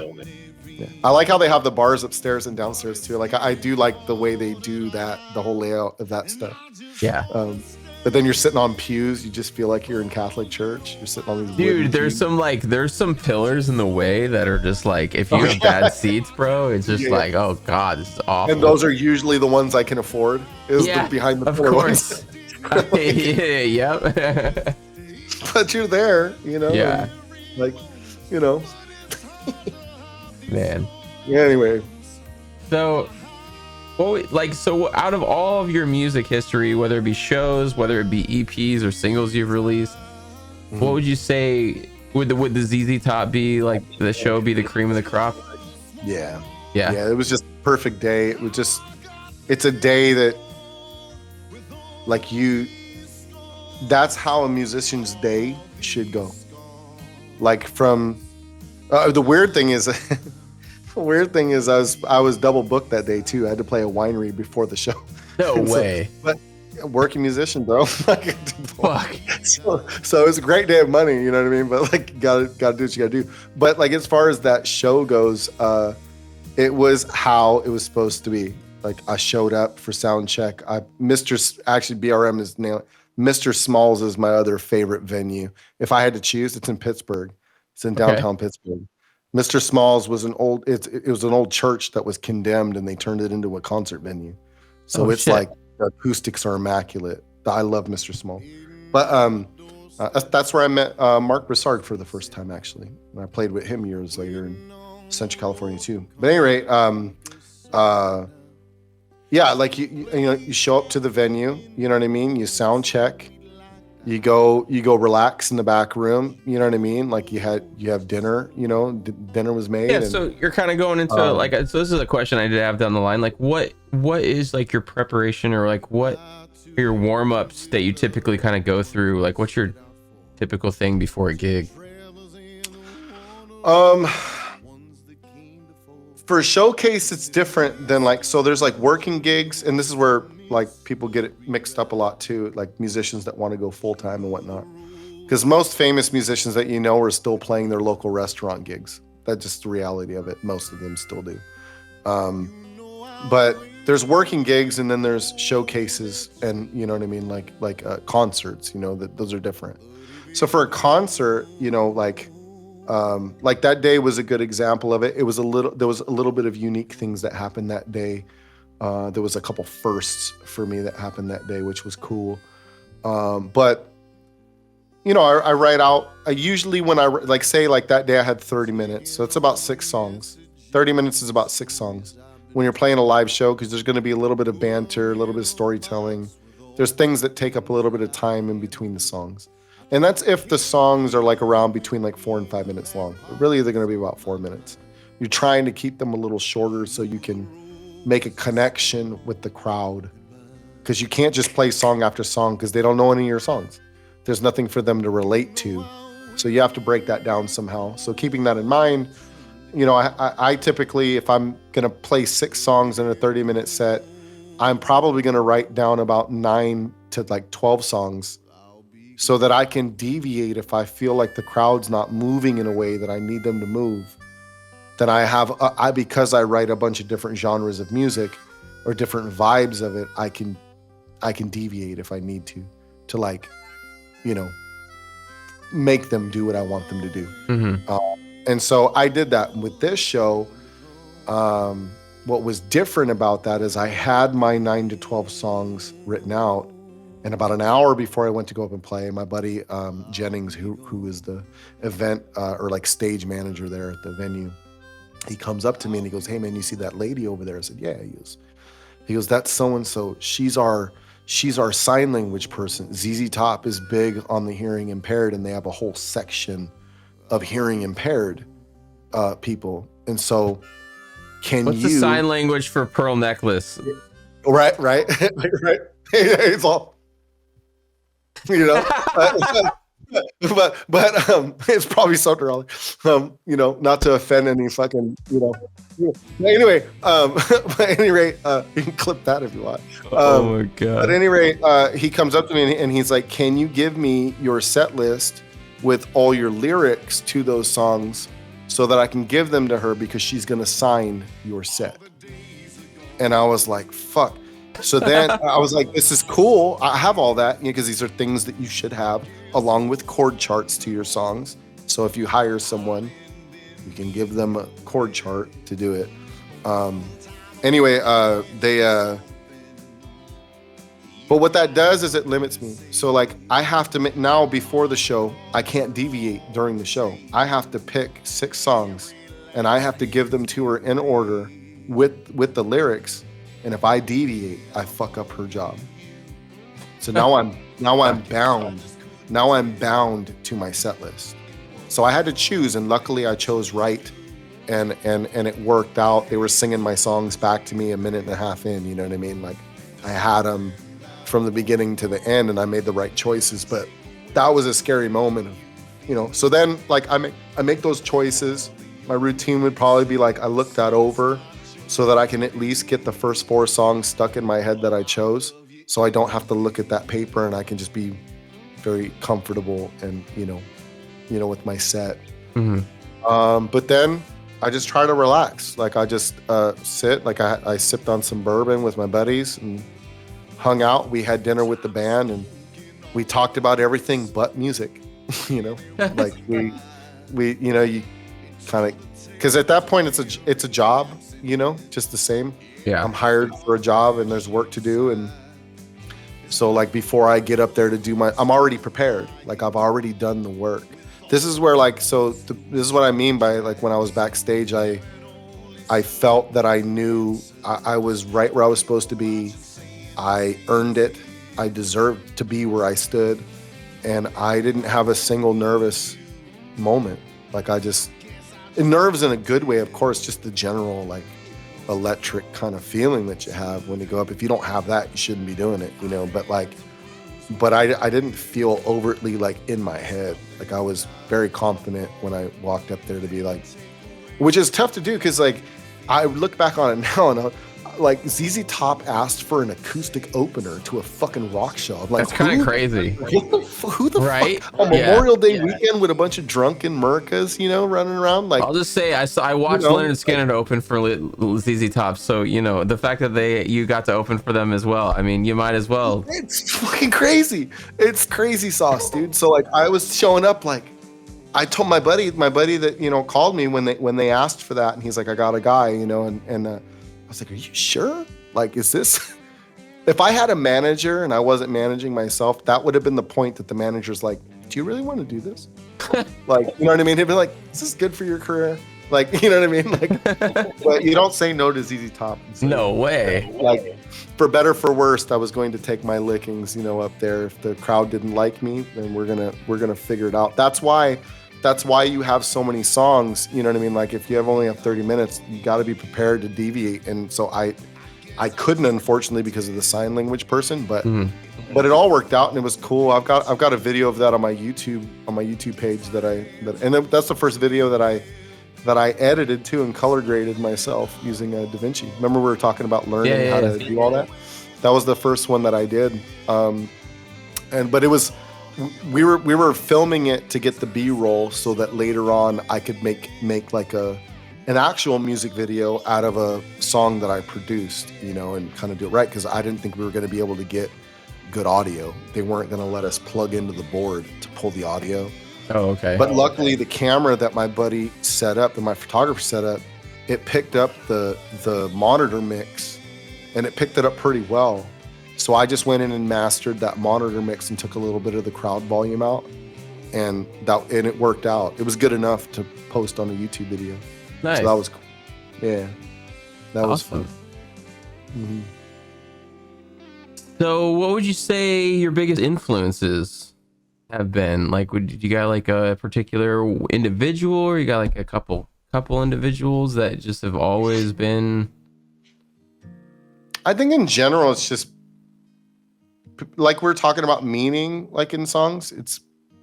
There's a bunch of different people that resonate with me to where like I believe the words that are coming out of their mouth. Like you have to be saying something and you have to mean it. If you don't have those two, then I don't really listen to it. You know what I mean? It doesn't matter what genre it is. So there's a lot of them, I guess.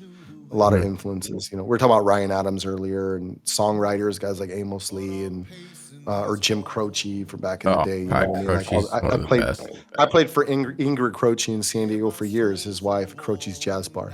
So they're residents there and stuff, and just the nicest of people. You know, I don't know if she still lives in San Diego now, but her and her son AJ Croce lives there still, and he's a jazz piano player and pianist, if you will.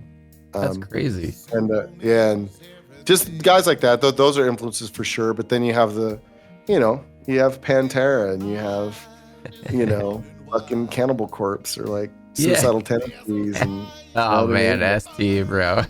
You know what I mean? Like you have so all this stuff, right? So it's all the good stuff. So if you had to name a couple of your favorite bands of all time, who do you guys? Your top three? That's the trick question. Lemmy is God. You can't. That's a trick question. You can't just be. There's so many to narrow it down to three, but all those. I hate the question when it's asked to me too, but it's been asked to me, so you got to answer it. You know what I'm saying? There's too many. I mean, we just named a bunch of them right now, but like, all of those inclusive. We're even talking about Matchbox 20, and I know impossible question, Destro. Jesus Christ. It is. I hate. I hate being asked this question too, but people ask it to me. Yeah. Why am I not allowed to ask it to people? You know what I'm saying? Okay, what about this one? What about this one? What would you say is one of those random, unsuspected bands that just nobody would expect, and that even you would put into your like left field of what you normally listen to, that you just absolutely love? I don't want to use the word guilty pleasure, or loved in a scenario like somebody I've seen that took me by surprise. No, just like a brand, just like one of those groups that like, maybe people just would never expect you to like. Like I'll be honest, you guys want to know random group? I know I say this, it's Goo Goo Dolls for me mostly, but you want to go even deeper for me is Dashboard Confessional. None of you guys fucking know anything about me liking that fucking band. I can see that though. They got an emo twist. You got a little emo heart, dude. You actually kind of look at the comparisons between Goo Goo Dolls and what Chris did with Dashboard. He does a lot of that open tuning the same way that Johnny does. Yeah. All absolutely like the same type of vibe. He's got little complex rhythms too in the way that he's singing. It's not as like I know it got categorized in emo really badly, but dude, the early stuff from Dashboard is so good.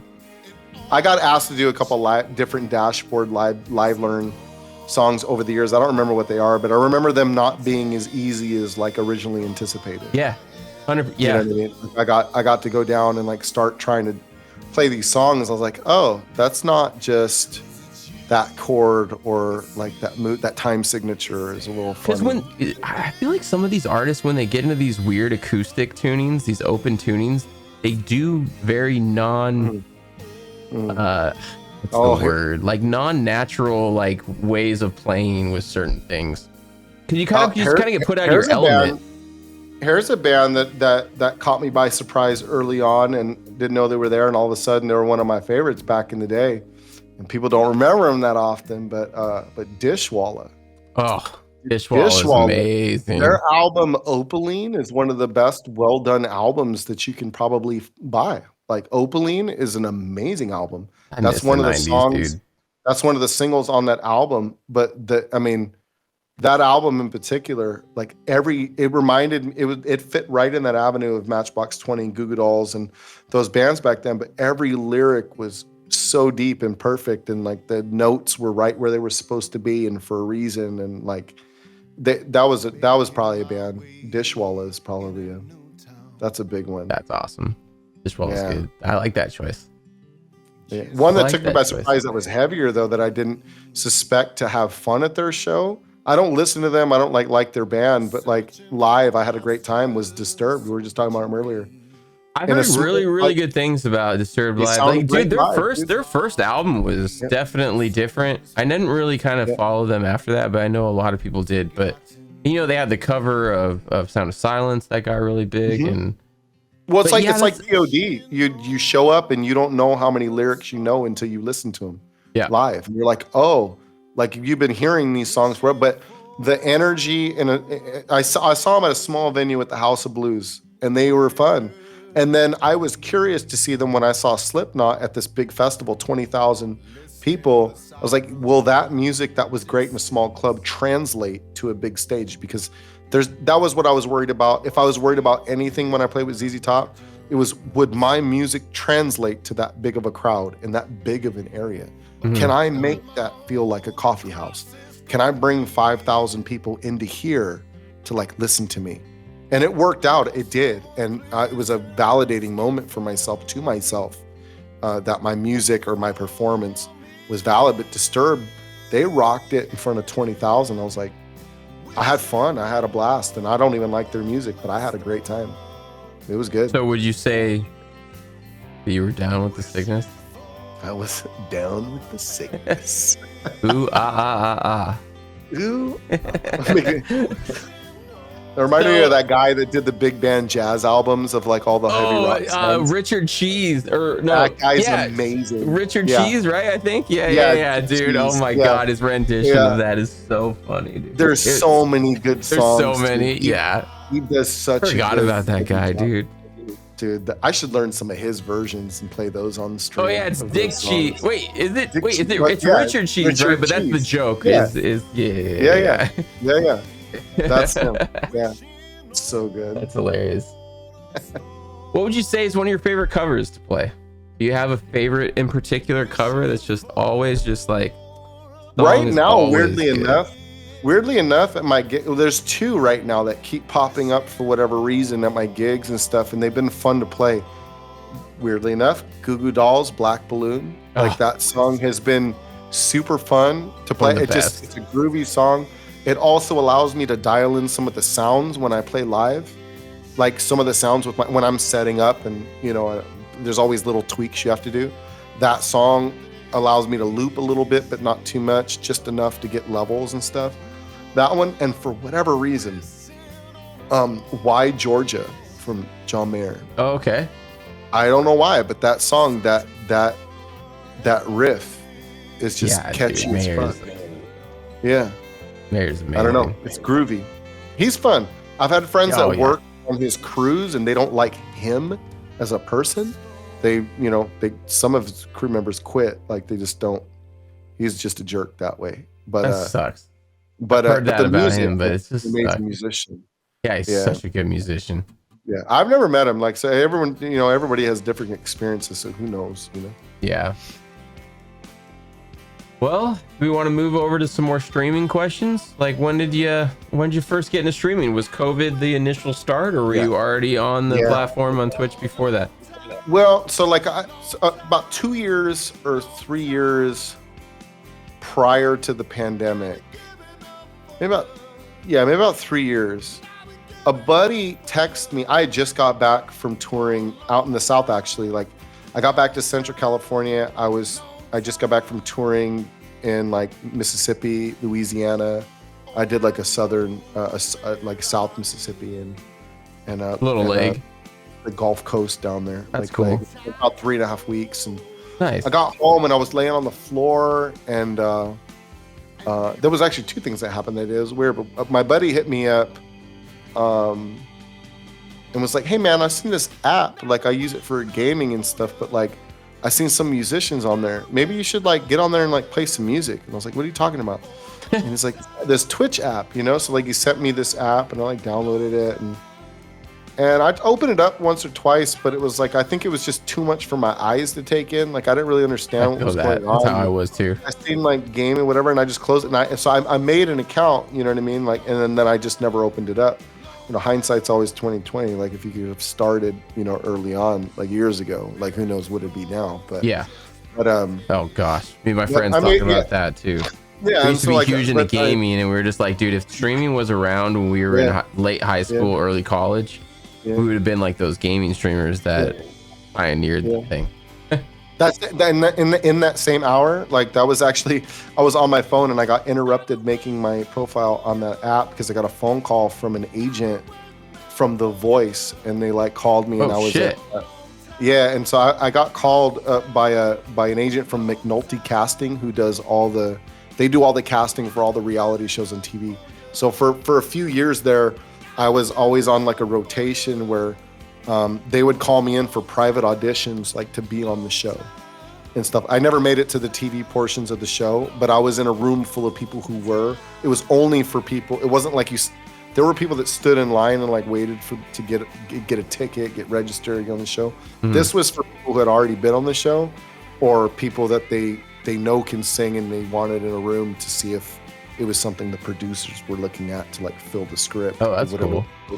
For the and so like that happened at the same time. But yeah, so like I filled out the thing for Twitch and opened it a couple times and then closed it, and then fast forward later, like the pandemic happens and I didn't remember anything about it. And I, as a full-time musician, I'm searching for ways to survive, and everything kept leading me back to live streaming on Twitch. Now, I had already been live streaming for years on Facebook and Instagram at my live gigs, just out of sheer boredom, so my friends could keep me company while I was background music or something at a gig, not to make money, just to have someone to interact with on some of these boring days, and then I found Twitch and I was like, oh, I already have a profile for this shit. I was like, okay, cool. Like I get on there and I start seeing musicians on there, and I was like, what the fuck is this? Then it took me like a month to get like my audio figured out on like how. And only a month? Or like, well, man, like I wish it took me that long. Not even in the way that I do it now, but this was like, I finally got the bright idea to hook up my digital interface I use for my gigs left and right out to my interface and have that give good audio to like the sound. Now I run it through a DAW. That's how I originally wanted to do it, but it took me like a month to figure that shit out. But at any rate, and then I started streaming during that time, on there. And I didn't really know what to think of it, and I got a phone call that week. That was when so Bill Withers had passed away early on in the pandemic. That was during the time when I was figuring out the audio.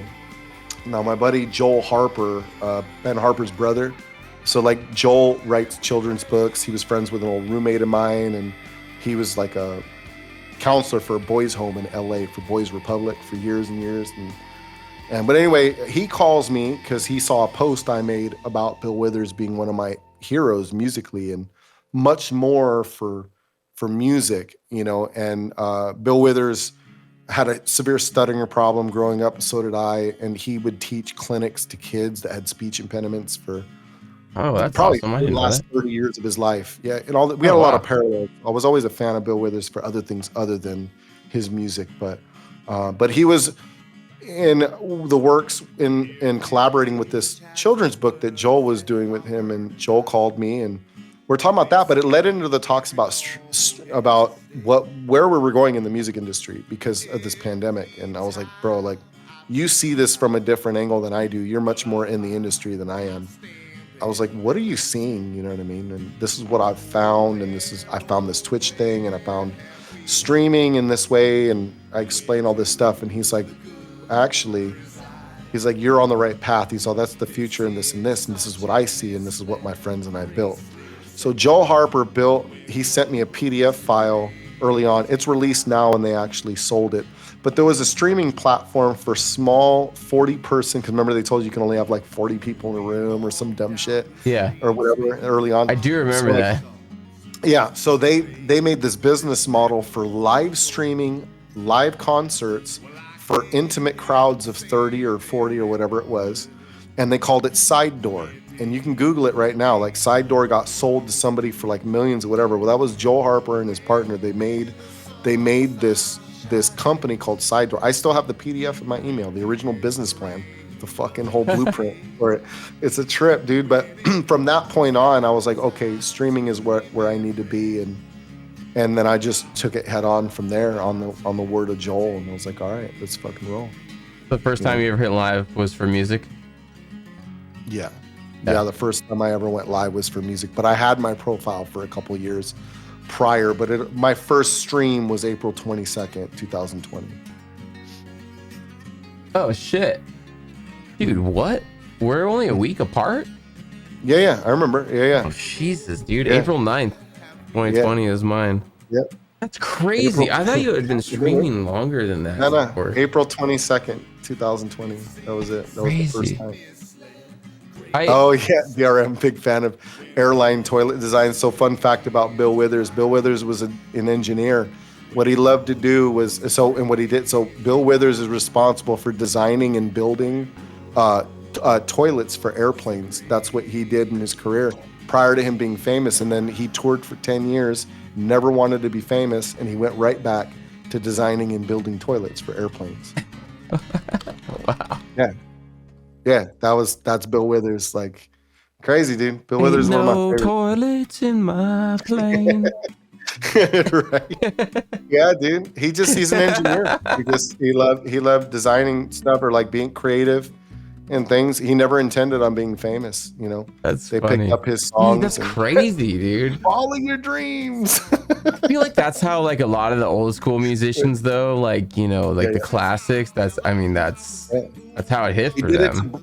They did it to breathe, dude. It's like the football players back in the day. They all had jobs. Yeah. Football wasn't their job. Yeah. You know? 1000%. Well, and that's the old saying. It's not the music business, it's the business of music. And this is how it is with streaming and all that stuff too. It's like, yeah, this is fun, man, but anybody who works in the industry will tell it's the business of streaming. There is a business to this thing. It's not just a place where people congregate and have fun. You know, I wish it was as pure as that, but it's not. Yeah. You know, there's a lot of layers to it. Wait, you mean ads got to get in the way? And you got to run your ad incentive program? Dude, I went on Twitch yesterday for the first time in forever, and I bounced around 9 or 10 streams, and every one of them hit an ad, and I was like, right when you get in, I couldn't even watch the streamer, and I left for like an hour. Bro. And then I went back, and I was like, yep. I went back and watched a streamer that I knew I was still subscribed to because I knew I wouldn't get an ad. I was like, this is horseshit, dude. This is why. But at some point, I do think ads will be, they will have to be implemented here on Kick. You know, it's a business of it. At some point it will. I just hope whatever creative way they do it, it's different. In a more tasteful way. That's it. Yep. But at some point it will be. So intrusive over there. It is. It's so intrusive. It's gross. Oh yeah, BRM nailing it. Exactly. More and more intrusive. Yeah, it's wild. I hope there's the innovative, creative way that we're having to adapt as creators. I'm curious to see how this platform and others that come along after it, or with it, you know what I mean, become more creative in the way that they implement shitty things like that. Yeah. Like ads, you know. Yeah, and hopefully they don't, you know, implement multiple things in the same year that they have to retract 3 days later. You don't like nudity on your streams? Come on, man. I mean, hey, you guys want me to fucking censor my dong and fucking as long as you put a black bar over it, it's cool. Just pull a flea on fucking stream, guys. We're gonna have a flea-based stream next week, dude. Just use the blackout bar, dude. It's okay. That's it. You'll have to put it downwards instead of saying. Instantly verified. Yeah, right. Jesus Christ. God. Oh man.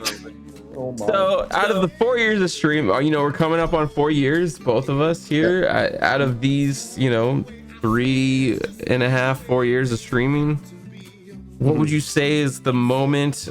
Did you have a particular event or, you know, a subathon or a particular, you know, raid relay that you were a part of that you're the most proud of? What's the streaming event that it takes the cream of the crop for you? I've been part of a few. They happen to be on Twitch. You know, we haven't been here on Kick, you know, too long. It's only been around a year or so. So there's just not enough time for it yet. You know, I'm sure there'll be ones I'm proud of here too. But we did a few on Twitch over the years. We did one for mental health, and what is the name of it? The charity? Rise Above Disorder. So Rise Above, like there's an organization. So there was a streamer on Twitch years ago that found solace with other people that had mental illnesses and stuff like that, like he did. And they found each other, I believe, in playing World of Warcraft, and they ended up meeting every week, or it might have been League of Legends or whatever, but it was one of those big ones. And they would meet up every week and they would talk about their stuff, like a therapy session. Well, those people invented this or started this nonprofit called Rise Above. I think it's called Rise. It's called RAD. RAD. Rise Above Disorder.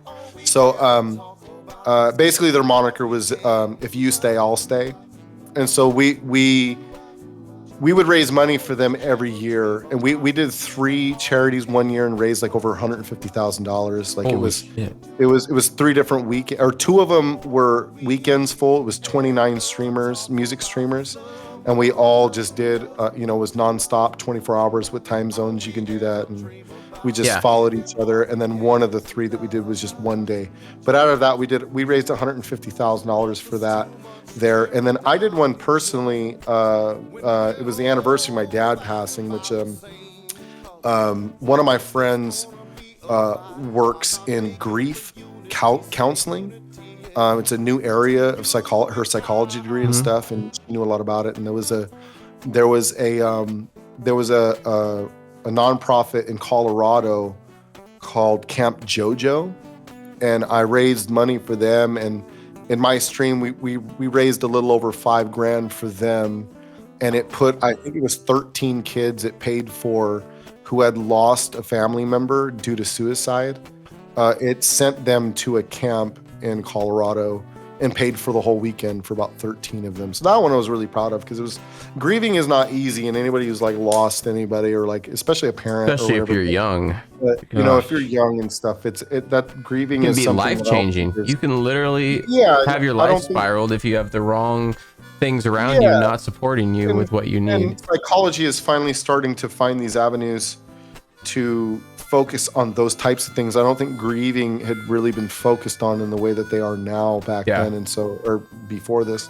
So that's one of those things. And my friend Becca, she's worked in a long time with music therapy, which is obviously another new kind of category, subcategory of the psychology degrees and things. And so I called her because I knew I wanted to do one, and I was like, I want you to direct me to someone that I know isn't taking the money and doing something wrong with it. Because there's so much of these organizations out there that don't spend the money that they 100%. Raise where they should. Yep. And I've been part of a lot of these things even off stream, and so I know a bit about that kind of stuff. And so I called her because I knew I could trust her, and she directed me to Camp JoJo, and they did the right thing with that's awesome money and all that stuff. So I felt good about giving it to them, and it got donated directly to them. For those of you out there that are doing charities, know that do not have money donated to you, because for tax reasons you will get reamed badly for it. So make sure that when you do charities, set up a Tiltify with the actual organization and have that money sent directly to them. Do not have it sent to you. Don't be like a middleman that puts you under responsibility for like all that shit. I've always kind of like, we've done a lot of these raid relays over, the past four years of streaming, just in general, whether it be on Twitch, especially last year. I know like a lot. It started 2023. We did a lot, and we've done a couple of Darth Rips actually recently, which has been awesome to be doing, being a part of that on Kick. Seeing that on Kick is amazing. I think we need more of that. But yeah, man, I kind of feel like I wouldn't mind kind of taking helm of something like that coming forward, especially for Kick. I just recently found out, I don't believe he's the founder of it, but I believe he's involved with it. But one of my best friends, Ethan, who kind of still record our band, our project kind of got started off of from taking his own life. I know that his dad is a part of like a I don't remember the name of the foundation, but it's kind of like dealing with family members that have dealt with losing someone to suicide. And I'd assume that you can absolutely do it. It's not as hard as it seems. You just have to get in contact with that organization. There are a couple numbers that they will have to give you to be in contact with Tiltify. Usually they will set that up with Tiltify and then just give you the link, and then you will have everyone donate to the link. Like, they'll set up everything on their end. You just have to contact them and let them know that you're interested in doing something like that. Okay. While you're doing it. I'll have to look into this. Yeah. You just get the ball rolling, We got Ethan's birthday coming up in April. Could move it up to September when he passed. Perfect time. That'd be good. Like that. I just think things like that are important, especially to, even the awareness. It's just like, especially with the way everyone just kind of, just our society today, man. It's just like we're so. It's rough. It is. They're disconnected. It's scary raising kids today, man.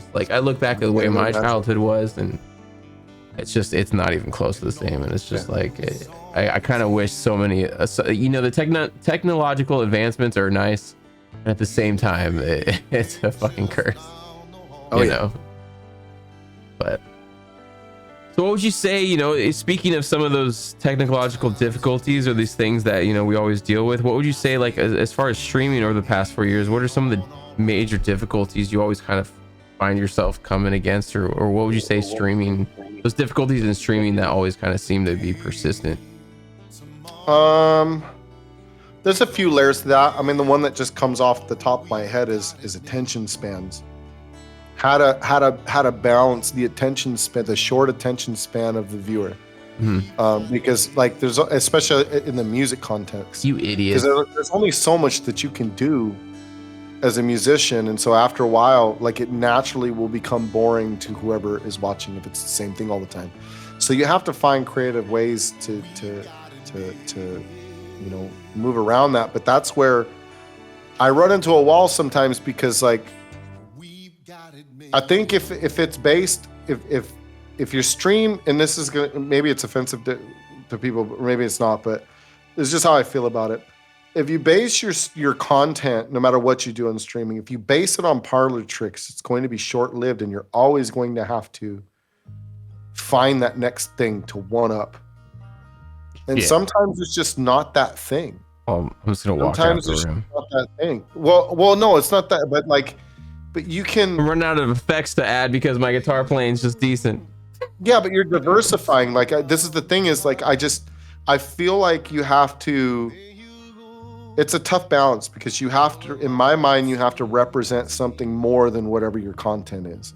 Yes. It's kind of the way that I look at musicians. Like, when I think of the Beatles, I don't think of good songwriters. I think of peace. I think of revolution. I think of the things that were bigger than them. The Beatles at the time. Well, they were their meaning is something bigger than them. Jimi Hendrix, innovation, creativity. I don't think of his guitar solo. I think of how he stumbled on a wah pedal and like fucking, you know what I mean? And how him and fucking Stevie Ray could be the most out of tune guitars and just make them wail like they were into. It just works, and it just works. Like you have to represent something more than what it is, and so that's something that journey is always persistent and always there. Every time I step into this room, it's like, how can I find something else to like? Because again, you have to have a connection with whoever your viewers are, and your connection is not. It's just solely based on the fact that you can play that Pantera song or that Matchbox 20 song or whatever it may be. There's a billion other people that can play that stuff too. What makes it different for them to hear it from you? So to me, you have to find something more. I play lefty, folks. That's the difference. Yeah, there's right. Like, there's that, and then I mean, technology in the basic sense of it. I mean, just all of this shit is a headache. Yeah. There's always something that's going to break. Especially when you got companies making updates that break things. Well, and you always have to wear so many hats. And like for me, like I could barely send an email before the pandemic. You know what I mean? So like for me, all of this is new. Everything that you see, all the knowledge that maybe I have now that I share with people or they ask me and I may or may not have an answer to, sometimes they're the best answer. These are all things I've learned over the last 4 years. These are not traits that I've had forever. So I'm learning with you as what, you know, there's a lot of these things I learned live on stream. And so like 100%, I feel that. You know, why the audio drivers keep messing up with my 2i4 Scarlett, I have no fucking clue. Like I have to contact the company because they don't have an answer for me either. So like these are things like I'm not a computer tech, so but I'm becoming one apparently. You have to wear so many hats. It's tiresome wearing so many hats. Oh, dude, it really it's. You know, it's pros and cons, right? Because it's just like you can find yourself getting lost and maybe I don't know if wasting time is the word, you know, and maybe you can always find the opposite, right? You're investing time into learning these things as well. But yeah, you know, sometimes there's days where I think you're just like, man, I wish I could just tell somebody, hey, can you do this? Yeah. And then, you know, a day later or a couple days later, you got something that's like, this is amazing. But yeah, I mean, I think my OCD and my sense probably wouldn't allow me to do that. And I think that's why over like the last couple years, especially 2 or 3 years, last 2 years especially, I've been really getting into After Effects and Premiere Pro and trying to design what I guess I would want. Like, you know, am I anywhere near and knowing how to use every little in and out and command of those programs? Hell no. I feel like I'm the most novice person on those programs, but I'm able, I guess, to do what works for me. And as a streamer, I don't think, you know, that bar necessarily needs to be, oh, I'm doing graphic design for Marvel. You don't need to think of it like that. It's like always, there's still definitely tools to grasp onto. When always Andy and I have these discussions all the time, and it's like every time I have an idea for something, I'm like, man, I don't know how I do this, whatever. Andy's always like, just start doing shit. Just start doing shit. Yep. As you go, like you will figure out how to get wherever you're gonna get, but just start doing shit. Even if it doesn't work, even if you fail or whatever, just start unplugging and plugging things in. Like, you know, or just start designing, start learning something. And it's true. And whether people appreciate or hate this statement, Google is your friend. Yes. The amount of things that you can find online, if you're stuck in a rut on a software program, on any of that type of stuff, you can literally find. I mean, it is solely the reason why I dropped out of Full Sail early for music production school. I dropped out early because I was learning more online on YouTube and forums and on YouTube videos than I was in the classroom. And I'm like, I'm not going to pay for a profession that was coming into the transition of going from being at a studio to everyone having a home studio. And honestly, that kind of profession is kind of just, and I mean, I feel bad for the music industry over the past like 10 to 15, 20 years has taken such a change. When you talk about like whether it be production as far as studios and home studios, as well as streaming and what the artist makes in the streaming side. How funny is it now? It's coming full circle to where those artists that you see they're super popular right now, or their videos have gone viral and all this shit. What is it that we see? Some fucking dude sitting in the woods playing with a broken ass microphone, dude, and half-assed audio. It's gone full circle to the guy that's just being authentic. Yep. You know what I mean? Or presenting their version of what that is, because some of it's staged authenticity, but you got guys like, you know, Zach Bryan's a great example. The kid went viral on fucking TikTok. It's just him sitting in there, sitting in his room playing on his guitar. There's like terrible audio, you know, whatever. There's no good production going on, but that was good production with him not doing anything. Like it's like how important silence is in music. You know, there's music in silence. You know what I mean? And so like with production, with bad production, sometimes that is the best production if you just don't do too much. That overproduced Nashville nonsense like is a great example. Like who gives a fuck about that stuff? You know? Hey, what are you saying about Nashville? Give me John Prine that sings every note out of key. That dude never hit a right note in his life. And he's one of the best that's ever been. Period. Like literally. Like it just, that guy's never, Bob Dylan never sang on key. Not once. Not once. I don't know what you're talking about. It's like, you know what I mean? It's crazy. Makes you question the value of going to college these days. That's very true. 100%. Colleges, they're a business. They're dying out. They've been, you know. Absolutely. It's crazy. It is really crazy, honestly. No music today. There's a lot of music hypocrisy. There's a lot of music hypocrisy. I'm sure the silver cord hypocrisy. What are you talking about? The next rising rock band. Right? Next big deal. Should be touring, opening up with Creed. Get on it. Or Dead South. I don't know. There's great music out there right now. You just never hear it on the radio. And it's a facade. And that's why, dude, when I see these posts after a Grammys and you got fucking people that have won Grammys after Grammys after Grammys bitching about not winning more Grammys, like, fuck you and your fucking shit music that literally should not be winning Grammys. Like, I'm sorry. But it's crazy. Like, that kind of, so fucking bullshit. There's music that gets put out in the public commercial eye that is deemed to be this thing that's like selling everywhere and all this stuff, but it's not. But anybody who's traveled around the country, there's just different pockets of like things that people are listening to. Like in California, like you would never hear Mark Broussard's songs anywhere on the radio, anywhere in California up until about a couple of years ago. And even then it's not that much. But at the same time, when I lived in Mississippi, he's in every fucking place that you go, you hear his music. Yeah. Like, but no one knows who he is necessarily. He's still selling out 1,000, 2,000 person clubs around the world. You know what I mean? He's selling out concerts all over the place. But is he like, you know, oh yeah, Taylor Swift sold all that gets Grammys. There's people not even listening to her shit. Yeah, like in these parts of the country, they don't like it. Like, you know what I mean? Like 100%. It's just weird, you know. It's it is a trip. A puppet show. Exactly that. But it's like, it's so weird though, because I feel like, you know, maybe it's been, you know, the puppet show, like you say, for years and decades even, but like even like towards the end of like the late 90s and like early 2000s, it was still just a better puppet show because there was like more diversity amongst genres. Well, there was still honesty in the music, and I say it all the time. The one thing that's lacking in music right now is honesty, like being genuine in what you're saying. And this goes back to that don't play the blues until you lived it conversation we had earlier. If I don't believe you, I'm not interested.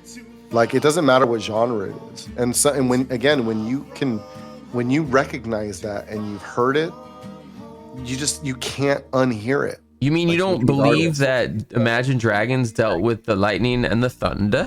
Fucking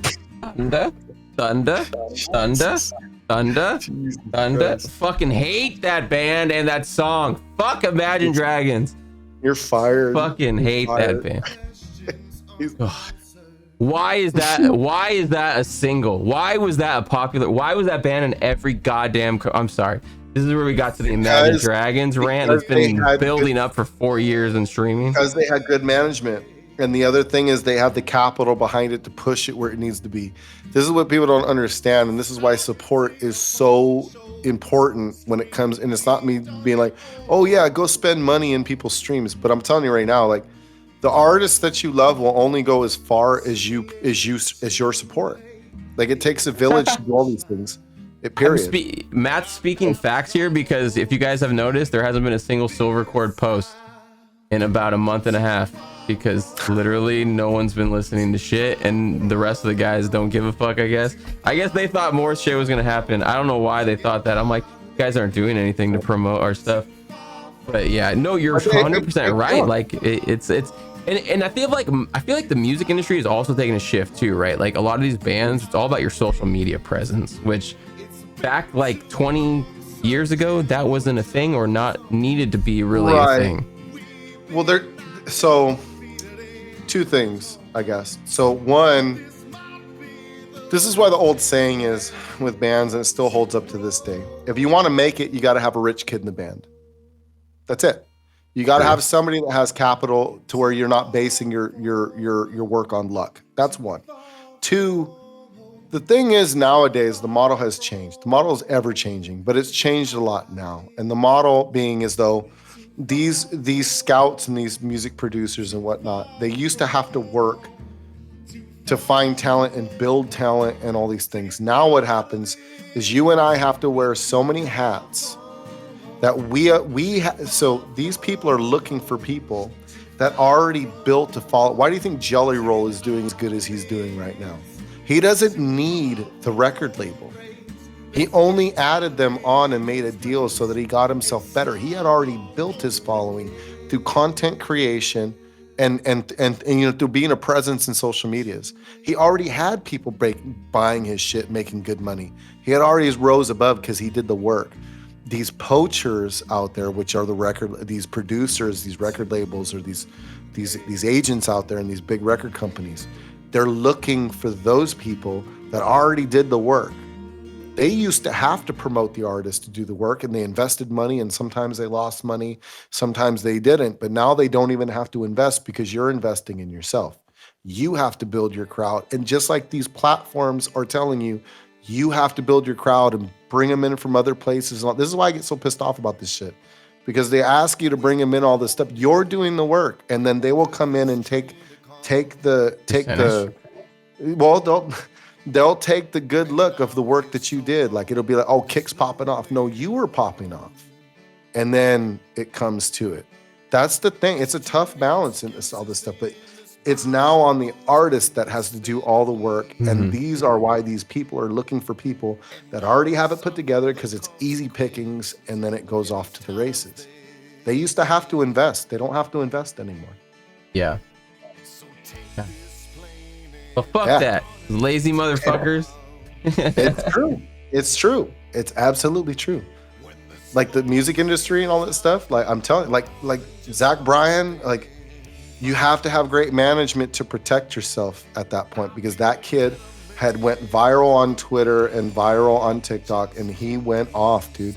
He had a following before anyone ever approached him with a record deal. But he's the perfect person for the record company to come to, because they don't have to do any work. They already did it. They already did it. Then they come along and put a sponsor behind you and say, look at our guy. No, man, he was his own. Like, you're someone who leached off his shit. Like, that's the game now. The model has changed. That's what it is now.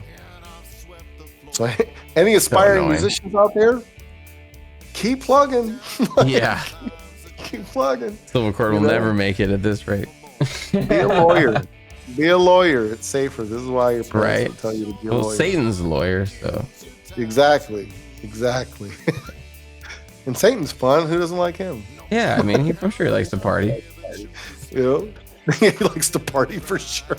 Yeah, it's these things, you know what I mean? Like, this is why it's just, you asked about like what in the streaming world, but it goes beyond that. It's just in the music world, like what bothers you or things, you know, that is a big one. Yeah, I have to wear so many hats, and other people take advantage of me having to wear those hats. It's just stressful. It's annoying. Yeah, it is. Absolutely. It's a lot of weight on your shoulders to be carrying all this shit all the time, and then constantly getting told you're not doing enough and you need to put in the work. Yeah, go fuck yourselves. Like there's a lot of work being put in for sure. 100%. My content could just be There's only so much you can do, and the rest is apparently up to the algorithm or whatever. I don't know. Who controls Drake's algorithm?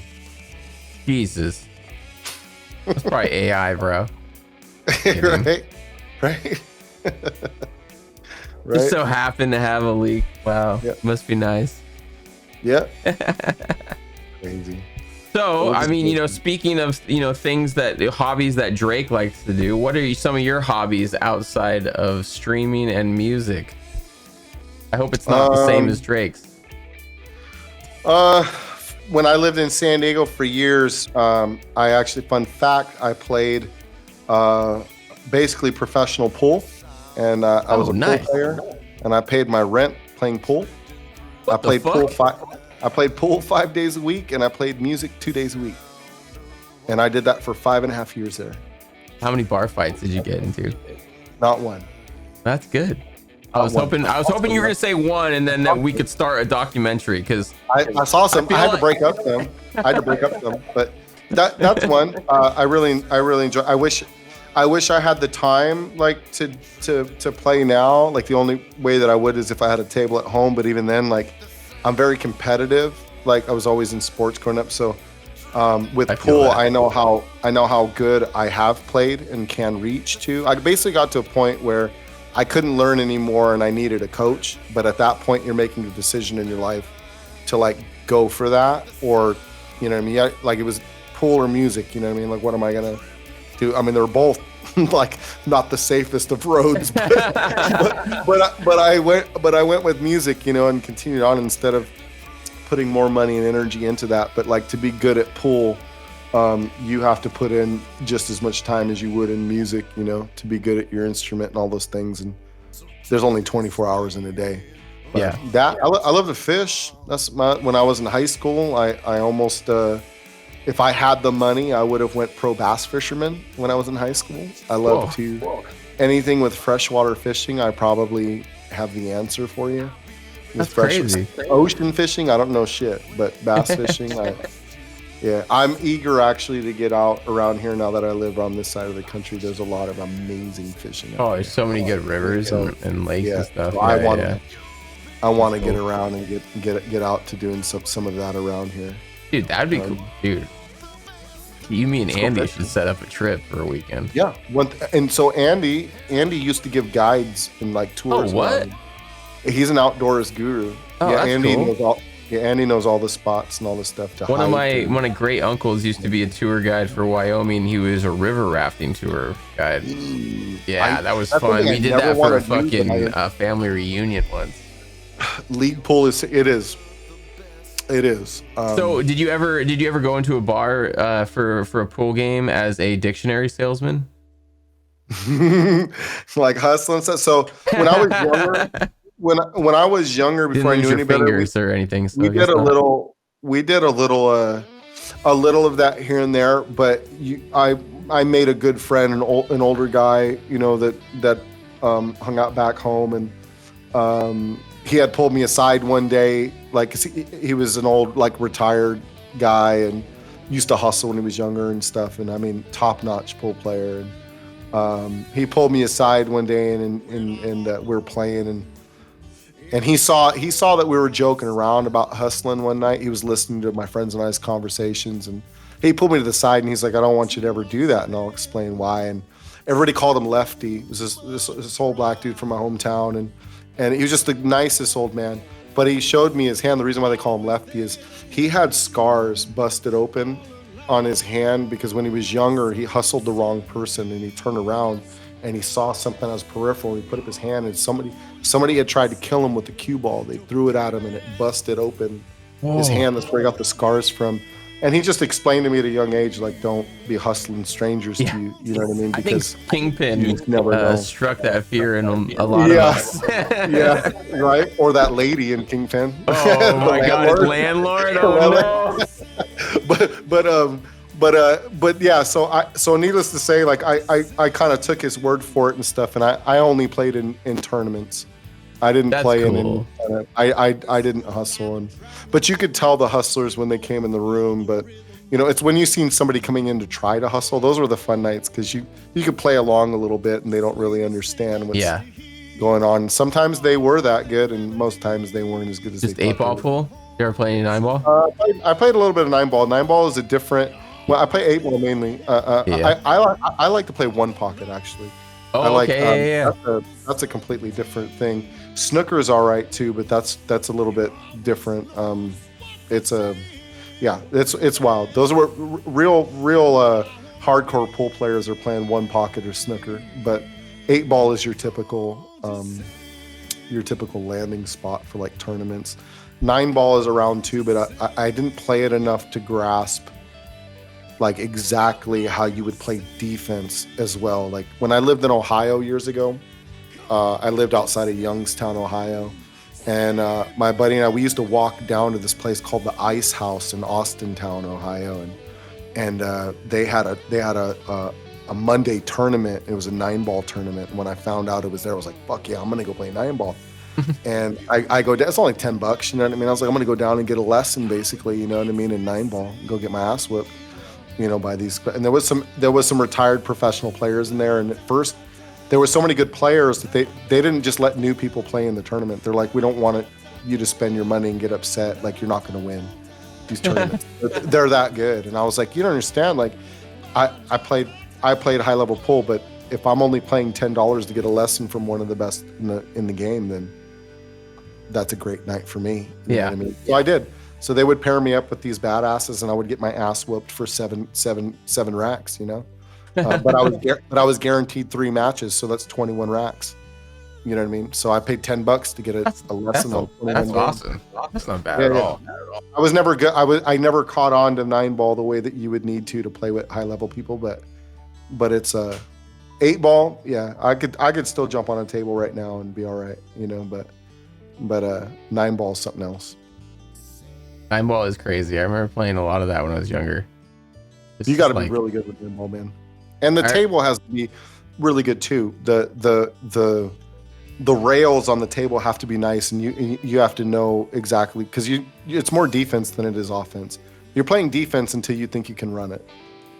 And I probably played it so young, like I wouldn't even expect to play it in that aspect. But yeah, I could totally see it being like, yeah, it's tough.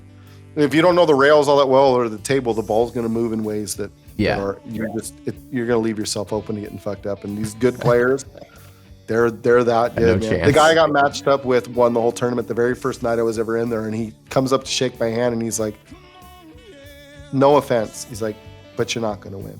It's like, "But if you have any questions, I will be happy to answer any." I think the guy at the front told him kind of how I approached getting into the tournament. But he's like, "If you have any questions," and he was great. He originally was from La Jolla in San Diego, North San Diego, and I was from around that area, and he was just the nicest fucking dude. Nice. John's a world-class foosball player, if you didn't know. Oh, yeah? Except when he's in the room with for me. The devil, so I don't, you know. Except when he's in the room with me. Uh-oh. Matt's a professional foosball player, too? No, I'm retired. One and done. That's it. We played once at the Sweetwater Factory in Indiana. They have foosball in there. They have a gaming room in the Sweetwater Factory. Oh, no way. Yeah. That's awesome. And yeah, John's pro. I'm just better when it counts. That's it. You know. See, Sweetwater on the table was janky. Says it's fucking like tilted like this. It was pretty bad. But you're only as good as you are on the worst table. You know what I'm saying? It's true. No need for excuses, you know. God, I love taking jabs at John with foosball. I love taking jabs at John with foosball. Because I'm terrible at it. And I not only won, I like won, dude. Like, it was bad. Fucking got your ass beat. Well, shit, man. I think we've gone through most of it. I think the only final question I got. What do you got coming up? What is going on Matt's Suarez's stream in the future? What goals do you have for streaming for music?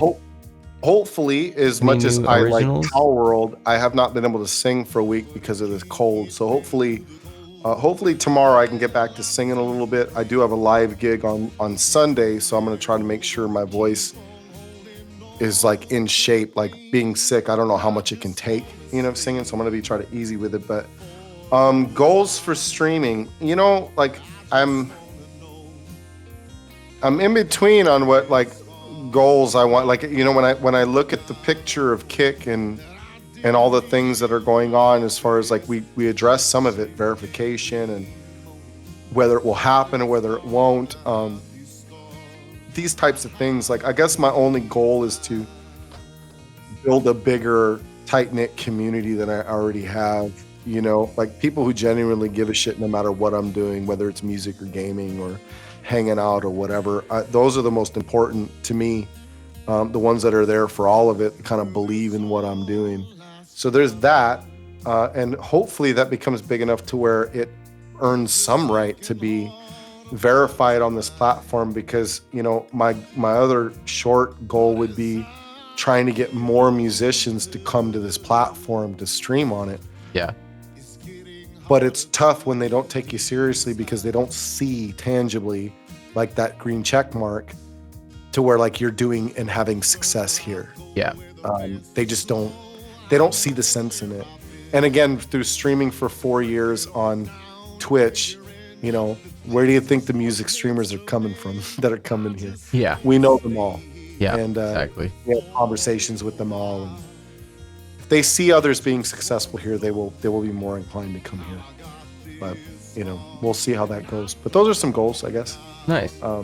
Any originals coming out soon? You working on any tracks at the studio? Yeah, Or? yeah. I started doing exactly, Scooby. It's becoming that way. Well, but I started doing more like production streams. Not as of late, but like over the last couple months, I did more, and there'll be a lot of collaborations with Glow Stick, doing some, recording on some of my songs. Like Ralph might play some drums on some of my songs, Jay on some guitar, dobro, and Changing Blues is one of BRM's favorite originals of mine. I started recording that one. Nice. Not too long ago, I started recording Questions, which is another popular one, in my channel, and hopefully those get some more attention coming up in the next few weeks here. Now that I'll be getting over this cold, so I can kind of get back to it. But I think this is the year for a lot of original music to be coming out, and just collaborations in that regard with content. Like, I'm sure you feel it too. Like, there's just, I feel like there is a thing happening with some folks. Just follow you, or what happened there? Oh yeah, someone might have. If the lights are going off, somebody followed me for sure. There we go. We need more of that. His lights should be going off the whole stream. What are we talking about here? Right. I think this is going to be a year that a lot of us are collaborating with each other, and putting out content in that regard. Whether it has, and I don't mean for numbers and like all the dumb shit. I just mean because we want to make art. I think there's a lot of people in that circle that we just want to make some art together. I think a good handful of us are kind of realizing, especially those that came from Twitch, we're kind of realizing some of the possibilities that we didn't necessarily see, even though they were possible on Twitch. Yeah. Because maybe we're realizing that we need to take the initiative ourselves to like make these things happen. And I mean, I guess it's stupid for us to think that Twitch would have had any type of involvement with that, but I guess I don't know. There's just something on Twitch. It's easy to get into your own stagnant kind of self and just kind of do the same ritual on Twitch. And I feel like it kind of has helped us kind of, because of it being a different viewing amounts that we're used to, or just a different following for the category in general. Like you said, I think 2024 is going to be that year where we're finding ourselves kind of stepping outside of the box as musicians, whether that's collaborating with other people, whether that's making more original music or trying to get more original music out there, or even doing different music streams that aren't just playing covers, but it's producing. Or I think it's some of us are just really starting to realize, like, if we hadn't already, that you gotta be just doing stuff that you really enjoy, and at some point you have to say fuck the numbers and all that stuff, and fuck any person who doesn't come support your stream, like, and be there. If they don't want to be there, then go off and be wherever you want to be. But like, I'm not here for them. I'm here for the people that do come around, even if it's 5 people. Is those 5 people I would rather have in my stream than people who come and go and like just don't really engage in that, or because I'm streaming on Kick, they don't come from Twitch, or vice versa, or whatever. Like, I just, no matter where you are, like, prime examples of that are guys like I reference him all the time, but hey, it's rough. Like, I reference him all the time. He's a perfect. I really think that guy has cornered how you should stream, or like how you should be a content creator. Like, it coming from Facebook the way that he did. And I've been lurking more in his streams. I don't really know him yet. I've just kind of chatted with him in a couple other streams. I don't think he really knows who I am, but you can learn. His streams are epic. Well, the reason why they're epic is because no matter if there's 500 or 5 people in his stream, he's a good talker. Feels the same.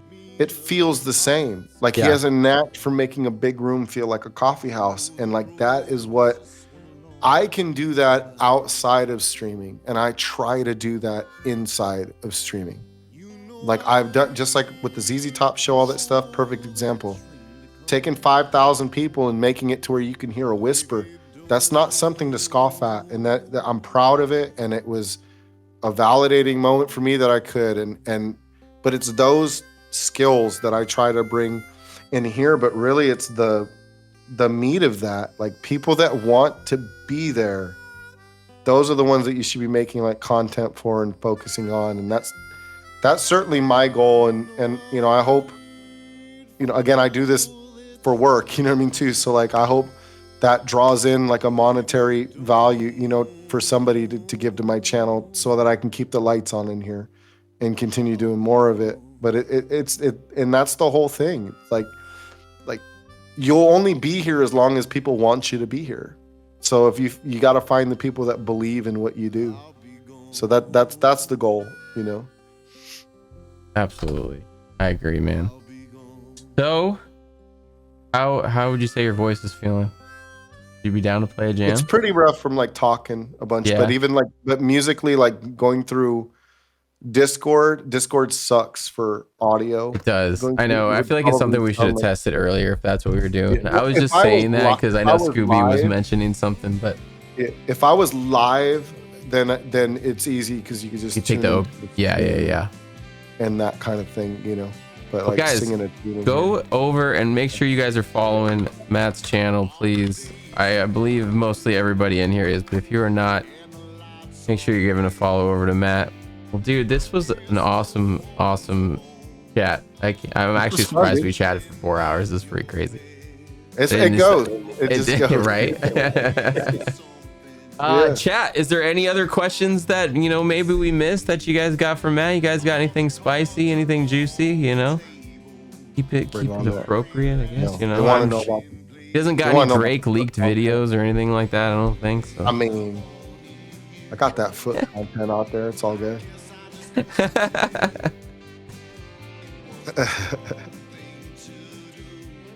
This shit's fun. It's fun to do stuff off the cuff in a different way, you know? Like, yeah. It's the toughest part. Like we were talking about, like doing the same thing every day in here. Like when you come in and just sing songs and then everybody goes home. I've never envisioned streaming as being the thing where I come in here, sing songs, and then we all go home. I do that outside at my live gigs when I play down the street at the bar or whatever it is. You know, this is supposed to be like special and like more, you know, than just that. So it's fun that you're branching out and doing this kind of stuff. Well, thanks, dude. I'm absolutely honored that you agreed to be my first guest.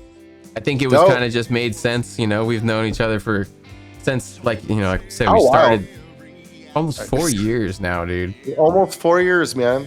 And then finally met for DreamHack. And like, not even just met, like I had to go pick you up because the fucking rental car. Like, you know what I mean? That whole situation. Oh my gosh, dude. First meeting was me being like, oh yeah, dude, I'll go drive 3 hours and go pick you up. It's cool. Right.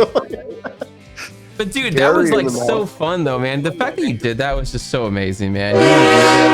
Whoa, Gary coming in with the 5 bomb. Look at that guy. Guys, go give a follow over to Gary, and another musician that we got to hang with at DreamHack in the Airbnb. Shared the Airbnb, man. I can't wait for Atlanta again, man. It was so much fun. Gary, and how's your night going? Hope you're doing good, man. Well, let's see. Well, I guess I could give you guys this news. We do already have our second guest lined up for our next podcast next month. We're going to be having Lady Desiree on for the second episode. So you guys will get to get some awesome piano playing in the stream, and hopefully and just kind of find out about how she's been going through her journey in piano and her lessons and everything. Yo, let's go raid since you had mentioned him. And like I said, I've been trying to kind of get, you know, more into his streams and stuff. I see that Ruff's on. Should we go host in the Ruff? Absolutely, dude. Yeah, let's do it. You guys will see what I'm talking about. Like, yeah, dude, Ruff's awesome, man. You guys, again, Command Matt, go give him a follow. Check out his originals on Spotify, on iTunes, wherever you guys listen to music. And you know, Matt's streaming all the time here on Kick, whether he's doing gaming or music. You guys definitely got to make sure you guys check into his channel. Is there anything else that you'd like to say? To the mod crew for keeping the chat in check. Yeah, these heathens, crazy people talking about things. All right, y'all. Well, as always, be excellent to each other and party on, dudes. You guys are amazing. Matt, thank you so much for fucking hanging, dude. I hope you have an awesome rest of your night. I know you and I will be chatting soon. And a collab is going to be happening between us. It has to be.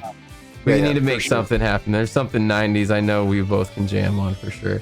Oh, yeah. All right, y'all. Let's go hosting Hey It's Rough. You guys have a great Wednesday, great Thursday, and hopefully we'll catch you guys on Friday. All right, y'all. Peace, everybody.